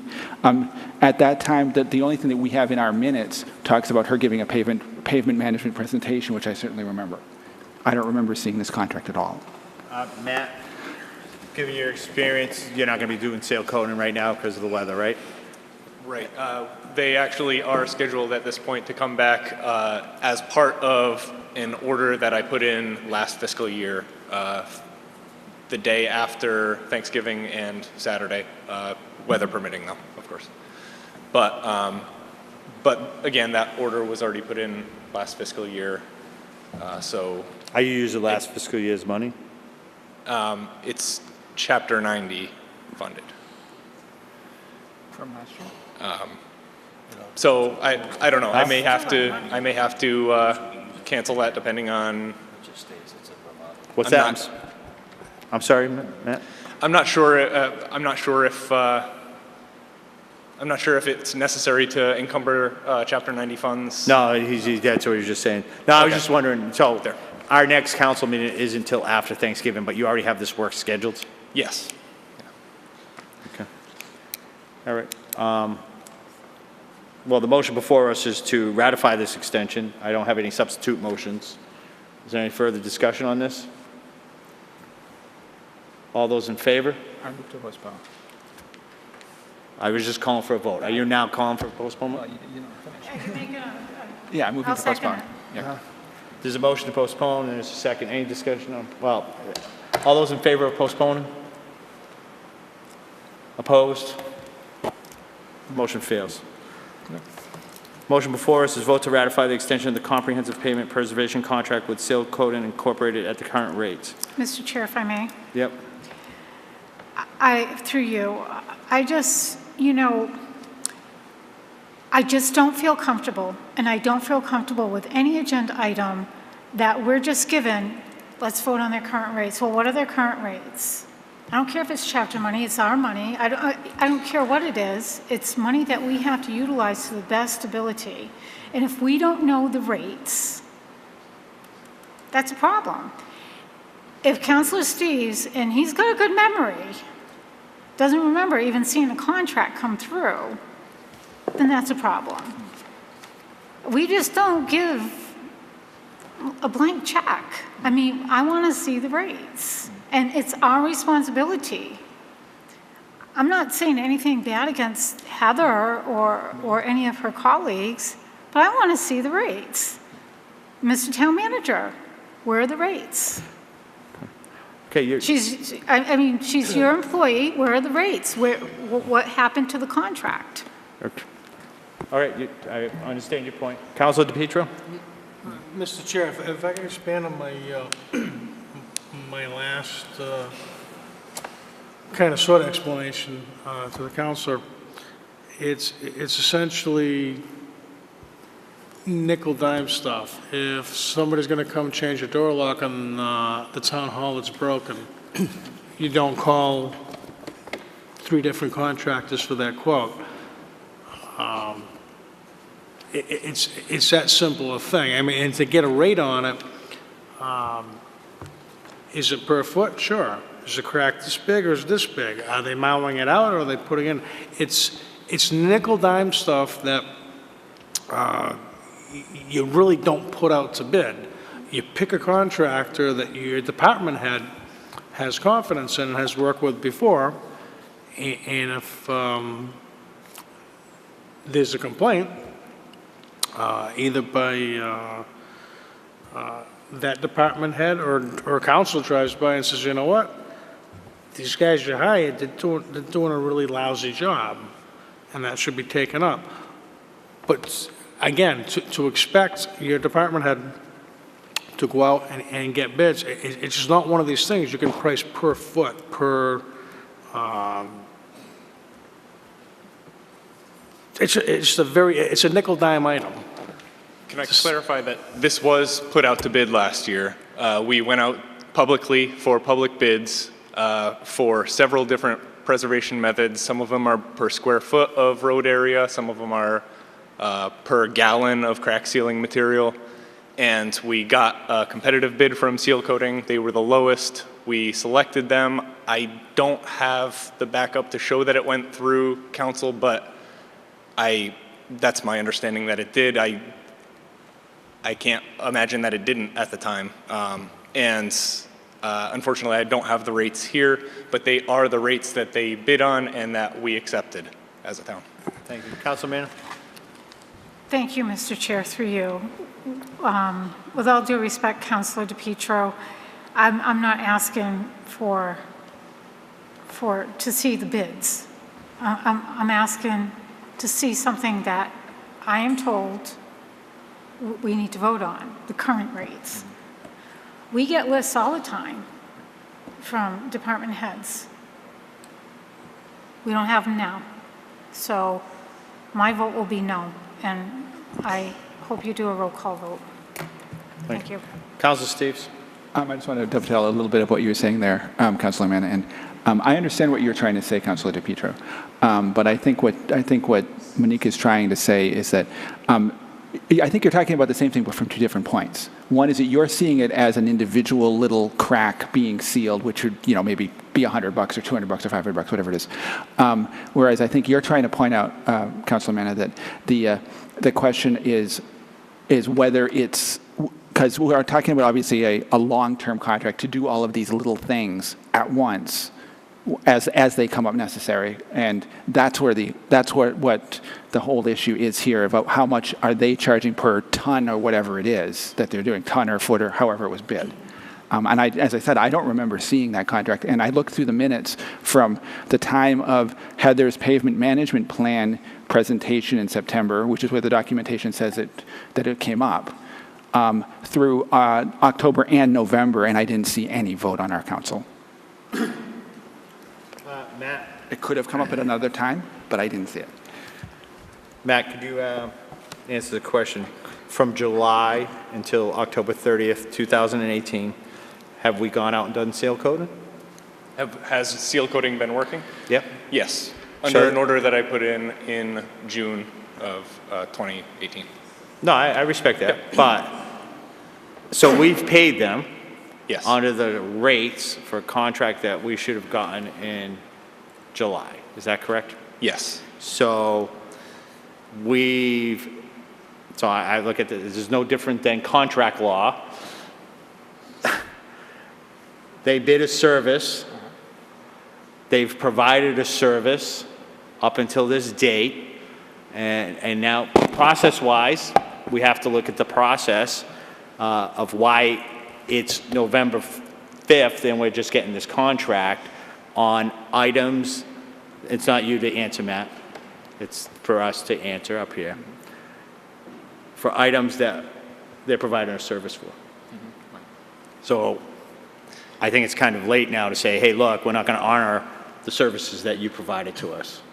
So we need to take this, I think, and I agree with you, Councilman, that we should know the rates in the contract. And if it didn't come through, that's something we have to investigate and do whatever we need to do on our end. But they're providing a service to us. There's been an agreement back and forth. I think it's incumbent on us to ratify this agreement, however, go back and determine what happened. Councilman? Thank you, Mr. Chair, through you. I'm not saying not pay the bills, right? Pay them for what they deserve to be paid for. However, that's not what we're voting on tonight. We're voting to extend the contract through to June 2019 at the current rates that we do not have now.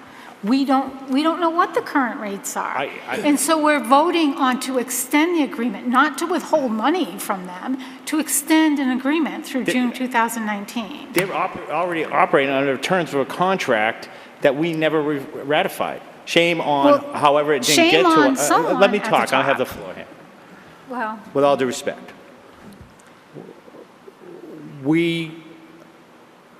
they're operating under the assumption that this contract has been extended. Shame on us, on the town side, for not having, I respect your opinion that we should know the rates, absolutely. But we need to investigate if that contract was ever ratified before the council, but you have an outfit out there that said, yeah, go ahead, you have our work. This is the work that you have. And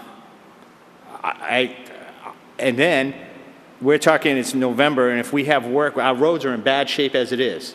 I'm not about to say, hey, I'm going to postpone this when our next meeting is until after Thanksgiving, when they have work that they have scheduled. So if the current rates, if whatever current rates, and it's gone out to bid, move forward with it, and whatever needs to happen with why either a contract didn't get signed, didn't go through council, then we deal with that on a separate item. Okay. But we need to have roads repaired and fixed before winter that our roads are deteriorating. And we don't have another meeting until after Thanksgiving to postpone it and have it come before us so that he can get the work, or the DPW can get the work. That's my belief on that. Any further discussion on that? No, No, you don't have the answer. That wasn't for you. Council Steves? Yeah, just a quick question then. If we're going to do that, and I understand your point there too, Jack, because if it's something that went through and that we never saw it, it's not fair to leave them in the lurch. I understand Absolutely. That completely, and especially if we already have some projects set up. Do we have any projects that haven't been paid for yet? They've all gone out of our office. Whether or not counting has cut a check for them, I don't know, but yes, they've been paid for. Okay.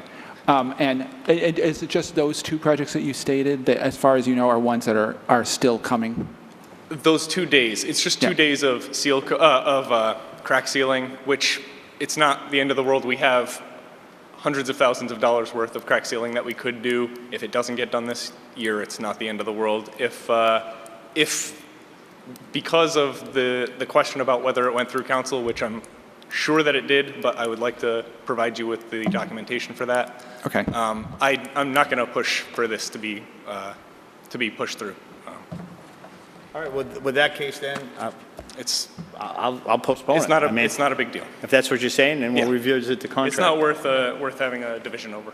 And I'm not saying it's anything to do with you there, Matt, by any means. Yeah. Okay. Do you want to renew your motion to postpone? Because I'm willing to postpone it at this point. Yeah, I'll renew it. I second. All right. Any further discussion on postponing? All in favor of postponing? Opposed? What is that? 4 to 3. What is it? 4 to 3 to postpone. To postpone? Yeah. Okay. We'll postpone until the next meeting. If you can get any, Matt, if you can get any of the contracts of what Absolutely. and rates to have Heather for us to move forward with that. Sure. I appreciate it. Item 30, vote to ratify the proposal submitted by Energy Conservation Incorporated for the Green Communities funded conversion of the town hall's heating system to a gas boiler to the amount of $90,640.14 and the installation of wireless pneumatic zone controls in the amount of $90,006.49. This grant was approved by Town Council at its meeting on August 13, 2018. Agenda item 32 in the amount of $206,130. So moved. Second. Discussion? Seeing none, all those in favor? Opposed? Unanimous, all present. Item 31, vote to approve the transfer of funds from the Sewer Capital Reserve Account to the Sludge Dewatering and Chemical Addition Project to cover the additional project costs related to the change orders in the excess of appropriate amount totaling $37,661.52. So moved. Second. Discussion? Councilor Nash? Thank you, Mr. Chairman. Spreadsheet doesn't match the amount, just as it didn't during DPW subcommittee meeting. It's a difference of a penny, if you recall that. Is it 52 cents? It says 52 on the spreadsheet and 53 in the motion. Right, I read it as 52 though. You did, okay. I'm sorry, Yeah. It's hard to hear you. No, I read it as 52 because I took note of that when we were at the meeting, if you recall. I said making sure we had it corrected. Okay, any further discussion? All those in favor? Opposed, unanimous, all present. Item 32. Reading of the amendments to restate amendments to the Southbridge zoning bylaw and map as filed with the town clerk's office entitled Southbridge zoning bylaw dated September 14th, 2018. The first reading was October 15th, 2018. The second reading, October 29th, 2018. Tonight is the third and final reading of November 5th, 2018. Is there a motion to waive the reading? So moved. Second. Any discussion on waiving the reading? Roll call on waiving the reading of this amendment. Counselor Daniel? Yes. Counselor DePietro? Yes. Counselor Jovan? Yes. Counselor Manna? Yes. Counselor Nash? Yes. Counselor Steves? Yes. Counselor Adams? Yes. Okay. Southbridge zoning bylaw update project, October 2017 and October 2018. In October of 2017, the town of Southbridge hired a team of top-notch consultants led by Barrett Planning Group to provide planning services to review the town's zoning bylaw and map, update it and revise it so it would align with the town's master plan, the economic development plan, the urban renewal plan, and other relevant documents. The project began with the formulation of a 12-member town council-approved working group that was invaluable to its role of steering the consultants and staff over the course of 10 intense working session. Those dates of October 25th, December 20th, 2017, January 29th, February 26th, March 29th, April 12th, May 8th, May 31st, June 19th, and June 26th, 2018. These sessions, together with an extensive public participation process, resulted in a finished product that reflects a coordinated, collaborative effort reflecting best practices, an analysis of town policies, and consistency with the State Zoning Act. Public participation process has included the following: interviews of 27. Mr. Chair, can I just read? You've been reading all night long, so. Okay, go ahead. Thank you. Take your I spot. appreciate it. All right. Public participation process has included the following: interviews of 27 community stakeholders, including business owners, realtors, attorneys, developers, and town board members, conducted in early December 2017. Presentation of an overview of the planned project to the full town council, December 18th, 2017. Presentation of a zoning diagnostic report to the full town council on January 29th, 2018. Presentation and interactive workshop at an all boards meeting on February 8th, 2018. A presentation to both the Southbridge Town Council and Planning Board at a joint meeting on June 20th, 2018. Posting of the first, second, and hearings drafts of the updated zoning bylaw and map on the town's website as available throughout the project period. The hard copy of the proposed updated zoning map has been displayed in the Economic Development and Planning Department as well. Planning Board meeting and public hearing with a presentation by the town planner on October 3rd, 2018. Presentation of the hearing draft at a joint meeting of the Town Council and Planning and Development Subcommittee on October 9th, 2018. At its meeting on October 3rd, 2018, the Planning Board voted unanimously 7-0 to recommend that the Town Council approve of the amendments to the Southbridge zoning bylaw and related map as proposed in the hearing draft. At the meeting of the Planning and Development Subcommittee on October 9th, 2018, the members voted unanimously 5-0 to recommend that the Town Council approve of the amendments to the Southbridge zoning bylaw and related map as proposed in the hearing draft. Project background/purpose. The town's first established a zoning bylaw in the 1940s and has updated and modified over time. The last time it was substantially updated was in 1985, though there have been a number of amendments to it since through 2018. With the recent adoption of the medical marijuana and registered marijuana dispensary zoning bylaw.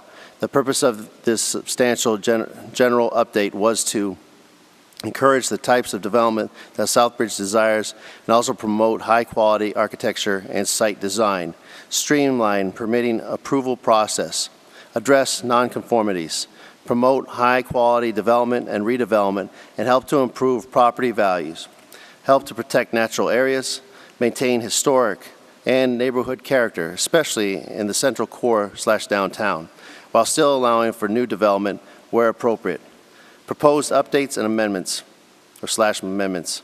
The Town Council will be considered major amendments as follows. 1, all sections. A, reorganize and update to make the bylaw easier to understand and navigate, and to be in line with best practices. B, edit and update language for clarity, consistency, and legality. C, amend incomplete or outdated provisions consistent with the state law. D, move all administrative procedures from various sections into a standalone companion document for the Planning Board and Zoning Board of Appeals so that it can be more easily maintained and amended going forward. 2, Section 2, Site Plan Approval. 2.6.2, Applicability, B minor, Site Plan Review by the Development Review Team. Add minor site plan reviews to streamline the permitting process for smaller developments, while still requiring staff review. Town staff can forward to Planning Board if unique circumstances are presented. 3, Section 3, Establishment of the districts and related map amendments.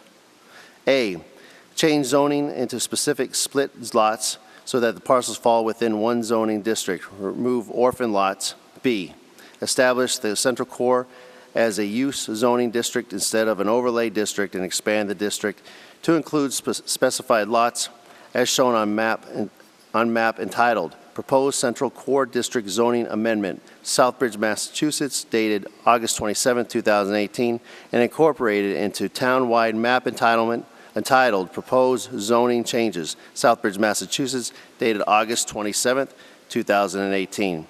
C, change the zoning district of specified lots within the North Central Foster Street, North/Central/Foster Street area from two-family residential to office research, heavy industry to office research, general business to office research, heavy industry to general business, as shown on map entitled North/Central/Foster Street Area Zoning Amendment, Southbridge, Massachusetts, dated August 30, 2018, and incorporated into a town-wide map entitled Proposed Zoning Changes, Southbridge, Massachusetts, dated August 27, 2018. D, change the zoning district of specified lots within the Dennison Cross Road and Old South Road area from two-family residential to Residence 1, as shown on map entitled Dennison Cross Road and Old South Road Zoning Amendment, Southbridge, Massachusetts, dated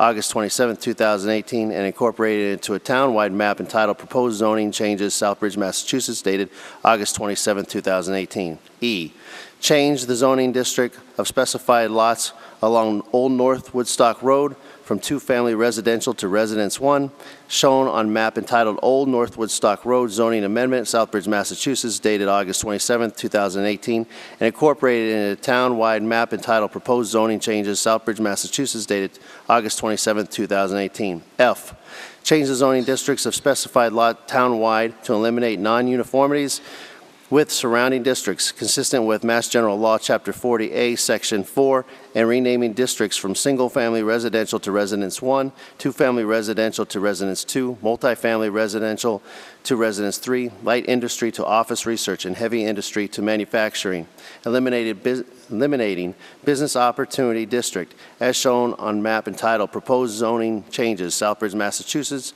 dated August 27, 2018.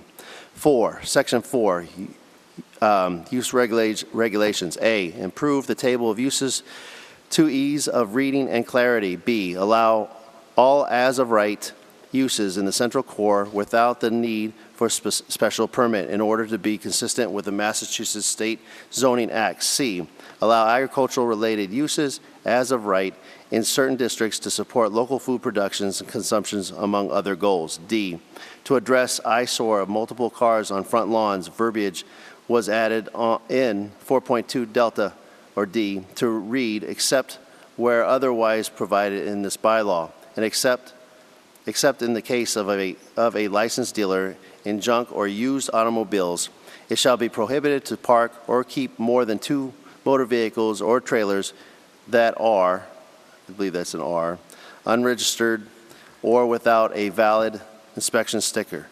5, Section 5, Dimensions, Regulations. 5.1, Schedule of Dimensional and Density Regulations. Update dimensional regulations to be tailored to the needs and character of the district and the goals of the town. This will encourage the redevelopment of small lots in the Central Core District and in other districts that were previously undevelopable. Did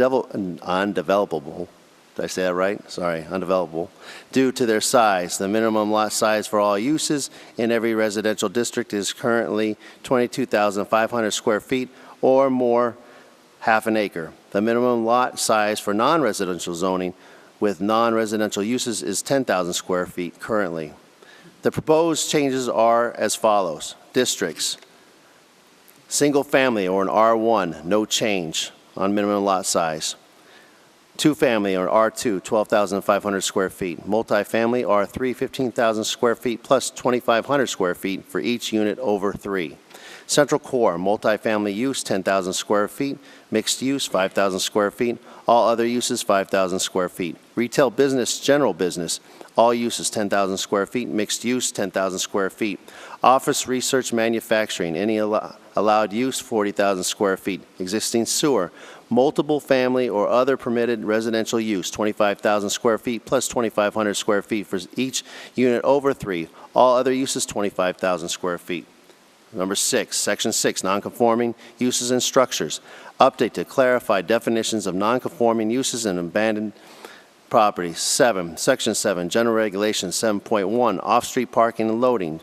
Change parking regulations to allow for less parking spaces when appropriate by special permit. 8, Section 8, Special Regulations. A, 8.3, Senior Residential Development. Add senior residential development regulations that provide for flexibility and dimensional regulations for these developments. B, 8.4, home occupation. Add regulations to enable these uses by right instead of by special permit if they fall within certain criteria. C, insert medical marijuana bylaw approved by Town Council on September 10th, 2018. 9, Section 10, definitions. Move definitions of all terms to this one section and update wherever needed to include standard, unambiguous language, consistent and with current law. The proposed zoning bylaw and map will continue to be available to review. And that's yours. You got it. We're all set. So that's the third reading. Appreciate and thank you all for reading when available. So with that, thank you very much for reading that, Councilor Adams. Agenda item 43, vote to ratify the amendments to restate Southbridge zoning bylaws and amend the map as filed with the Town Clerk's office dated September 14th, 2018. Second. Discussion. Councilor Mann. Thank you. I just want to say thank you to Councilor Adams for reading all of that. I just felt bad for the chair. Thank you. And I felt that for you. Thank you. Ken, if you could come to the microphone just for a quick question. From the original draft, our readings that we had, have there been any changes to that? The draft that you have before you include the changes that were made at the subcommittee meeting. But no, since the reading? Since the reading, no. No, There have been that was my point. Okay. So it's been vetted, everything's through, public Yeah. comment, no comments, Right. nobody's approached saying they haven't been able to read it. Everything's good? Right. All right. Councilor Adams? Thank you, Mr. Chair, through you. First of all, Ken, Rosemary, appreciate it, went through plan development. Thank you for everything, all the hard work, putting us back up to date where we need to belong. And just thank you for the hard work and the planning board's hard work for everything that they did as well and coming to a compromise and working through this. Thank you. Thank you. Councilor Nash? Thank you, Mr. Chairman. 2 quick points. First of all, as a question, I know that at the last reading, the discussion had been had or the mention had been made by Ken that, forgive me if I'm wrong, I thought you had preferred that the consultant be present when we actually vote to approve or answer any questions, so I was surprised to see this on the agenda. Did I miss something? We had communicated that at the last meeting, and then we had a conversation about the fact that, given the fact that there was no public comment, and if there was no comment tonight, that we would move forward. We could always postpone the vote, but the cost of having the consultant here, there has been no questions, and if anybody brought any questions in between last week's reading and this week's reading, then we gladly could postpone it, but at this point, we decided to move forward on it. It was purely my decision to put it on the I offer no agenda. objection, but I thank you for the clarification, and I'd like to go a step further because I think the step through P&D is significant and important, but it's, in my opinion, that we owe a great deal of gratitude to those that participated in this process, including Councilor Steves, former Councilor Clements, the steering group that worked diligently for the last year on this. And a lot of effort went into this, likewise through P&D and the Planning Board, but we can't forget that some councilors were involved in this process far beyond what we've seen in the last 3 or 4 months. So thank you, Gus. I appreciate the work you put in and your correspondence to keep us informed. Thank you. Thank you. Councilor Steves? Thank you very much, Rick. I just wanted to add to that, of all of the various people that were on the committee, I don't think anybody got everything that they wanted in this draft, and there may be other changes that'll come forward down the pike, obviously, as things come up, and because there were some ideas that were thrown around that I know that Judy and Daphne are still going to draft some sort of addendums to kind of look at going forward, if I remember correctly. Isn't that true, Ken? So we are still waiting for a product from them. They will be preparing drafts of rules and regulations to be adopted by both the Planning Board and the Zoning Board of Appeals. Yeah, I knew about that. But I think, and maybe Rosemary, we can address if there's going to be any sort of closing document or an addendum of future steps. Is that? Yeah, as I recall, we did talk about that. So do you mean of future potential changes that were brought up during the I believe course? we did kind of talk about that, at least generally. I don't know if there was some sort of a plan to kind of codify them and put them together and say, okay, you might want to look at this, you might want to look at that. I don't remember. I don't recall that. I think we had talked about that. I don't know if we had actually settled that we were going to do that. It's not going to affect my vote on this tonight. Yeah, But it's just the kind of thinking going forward. That's all. Okay. It wasn't part of what we asked in the proposal or in the contract. So I don't think that's part of it. But, we'll be talking to the consultants in the next couple of days so we can ask that question. Okay. Thank you. Thanks. Any further discussion? This does require a 2/3 vote for adoption, and I will take roll call, please. Counselor DePietro? Yes. Counselor Jovan? Yes. Counselor Manna? Yes. Counselor Nash? Yes. Counselor Steves? Yes. Counselor Adams? Yes. Counselor Daniel? Yes. Unanimous, all present. Thank you. Thank you very much for your hard work. Appreciate it. There's only a few people here, but congratulations. All right. Council's forum. Council Manna? Did you say Council Manna? Yes, I did. I started with you. Oh, thank you, Mr. Chair, through you. Just a reminder to vote tomorrow, if you haven't already done so. I'm kind of old school. I like to go to the polls on voting day. I don't like to vote early. However, I would vote absentee if I wasn't going to be here. I don't think I have to go through any more history lessons like I have in the past. I'll let Mr. Adams do that because he is the official history teacher. But there have been several amendments to our Constitution for your right to vote, so it's very important. I know you don't think your vote matters, but it does. It matters a lot. So please go out and vote. Polls are open from 7 a.m. to 8 p.m.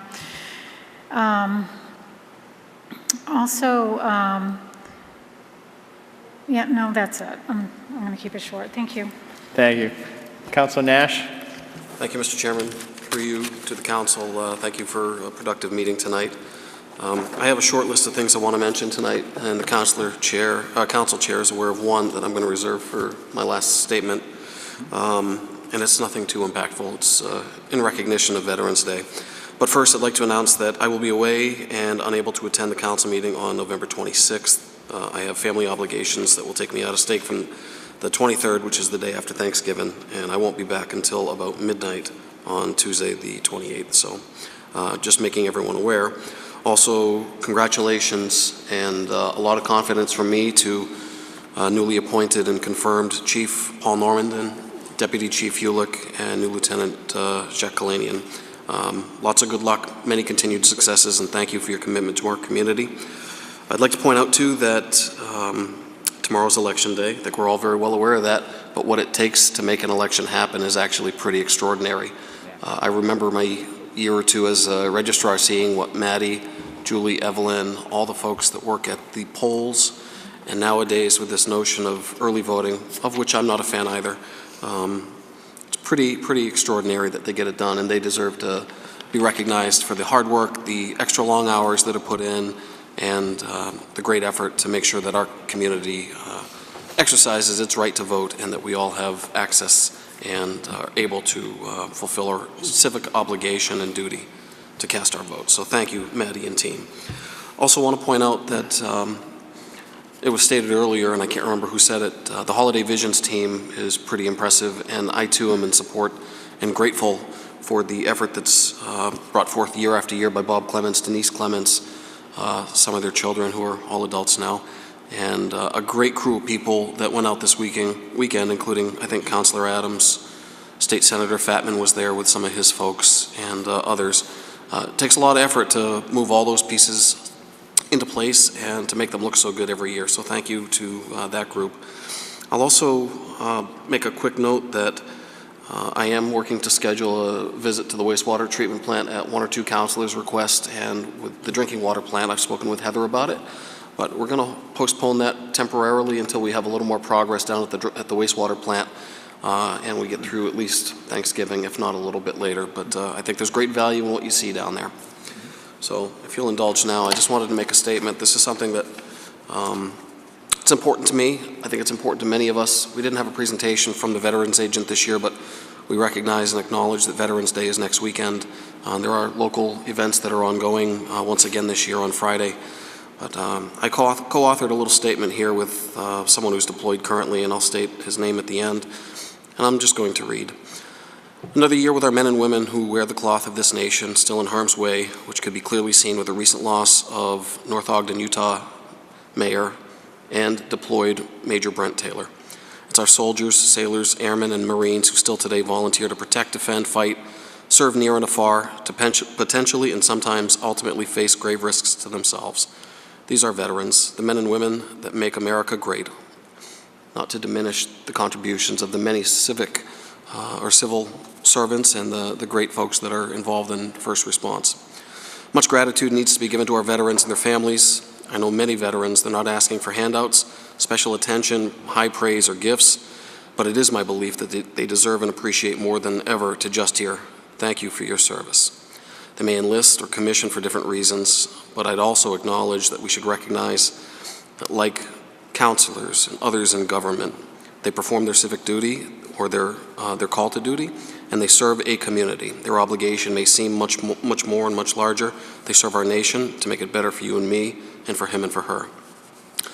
I humbly ask that on this upcoming Veterans Day, please join me to find and let one hear you say, thank you for your service. They just need to know that no matter what orders are given to them, no matter where they are, they're carrying out this nation's agenda, and we need to let them know no matter what, we have their backs, and we appreciate them, our men and women of the services. Thanks to all who have served and who continue to serve.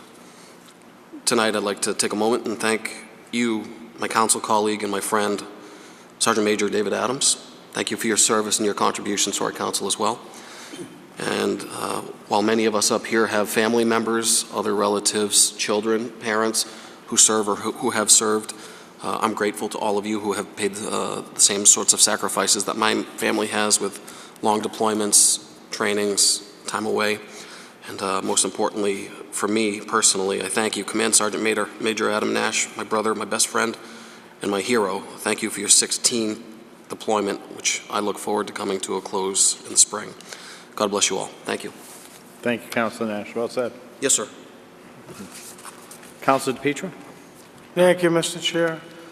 To reiterate Councilor Nash's thanks to former Councilor Denise Clemens and her family and the staff and everybody that's got together for the decorations and so forth we see on Main Street and all over town. It's a tradition that I hope they'll continue to carry on, and we're all very appreciative of it. Tomorrow is voting day.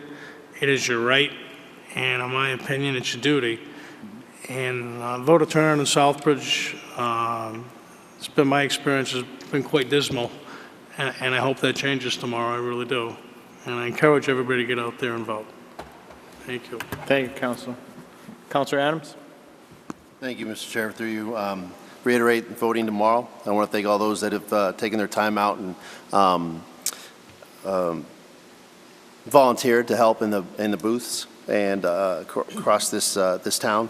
Also, I want to thank the Holiday Vision. That was I got to miss out on the cold weather and the rain, so I picked it up on Friday when it was nice and dry and loaded a few trucks. I know Councilor Steves, Councilor Nash. I'm not sure if anybody else. I wasn't sure, Councilor Manna, if you were able to get out there. I know you're big. I know you're a big part of it too, by the way, because I know all the things. Something about elves. You got to tell me about the elves down the road. But anyways, I want to thank you guys for doing everything because it does bring the town together, and it's a great time of the year. Want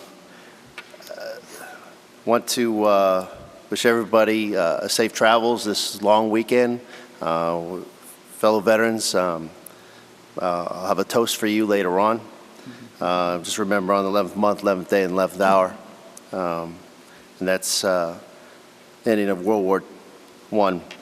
Last but not least, on Saturday, the Marine Corps will turn 243 years old. So I will have a toast to them too as well, my brothers and sisters in arms. One of these things that changed back then, the Second Continental Congress issued a decree establishing the Continental Marines on November 10, 1775. So happy birthday to all those Marines, and that's all I have. Thank you. Thank you, Council. Councilor Daniel?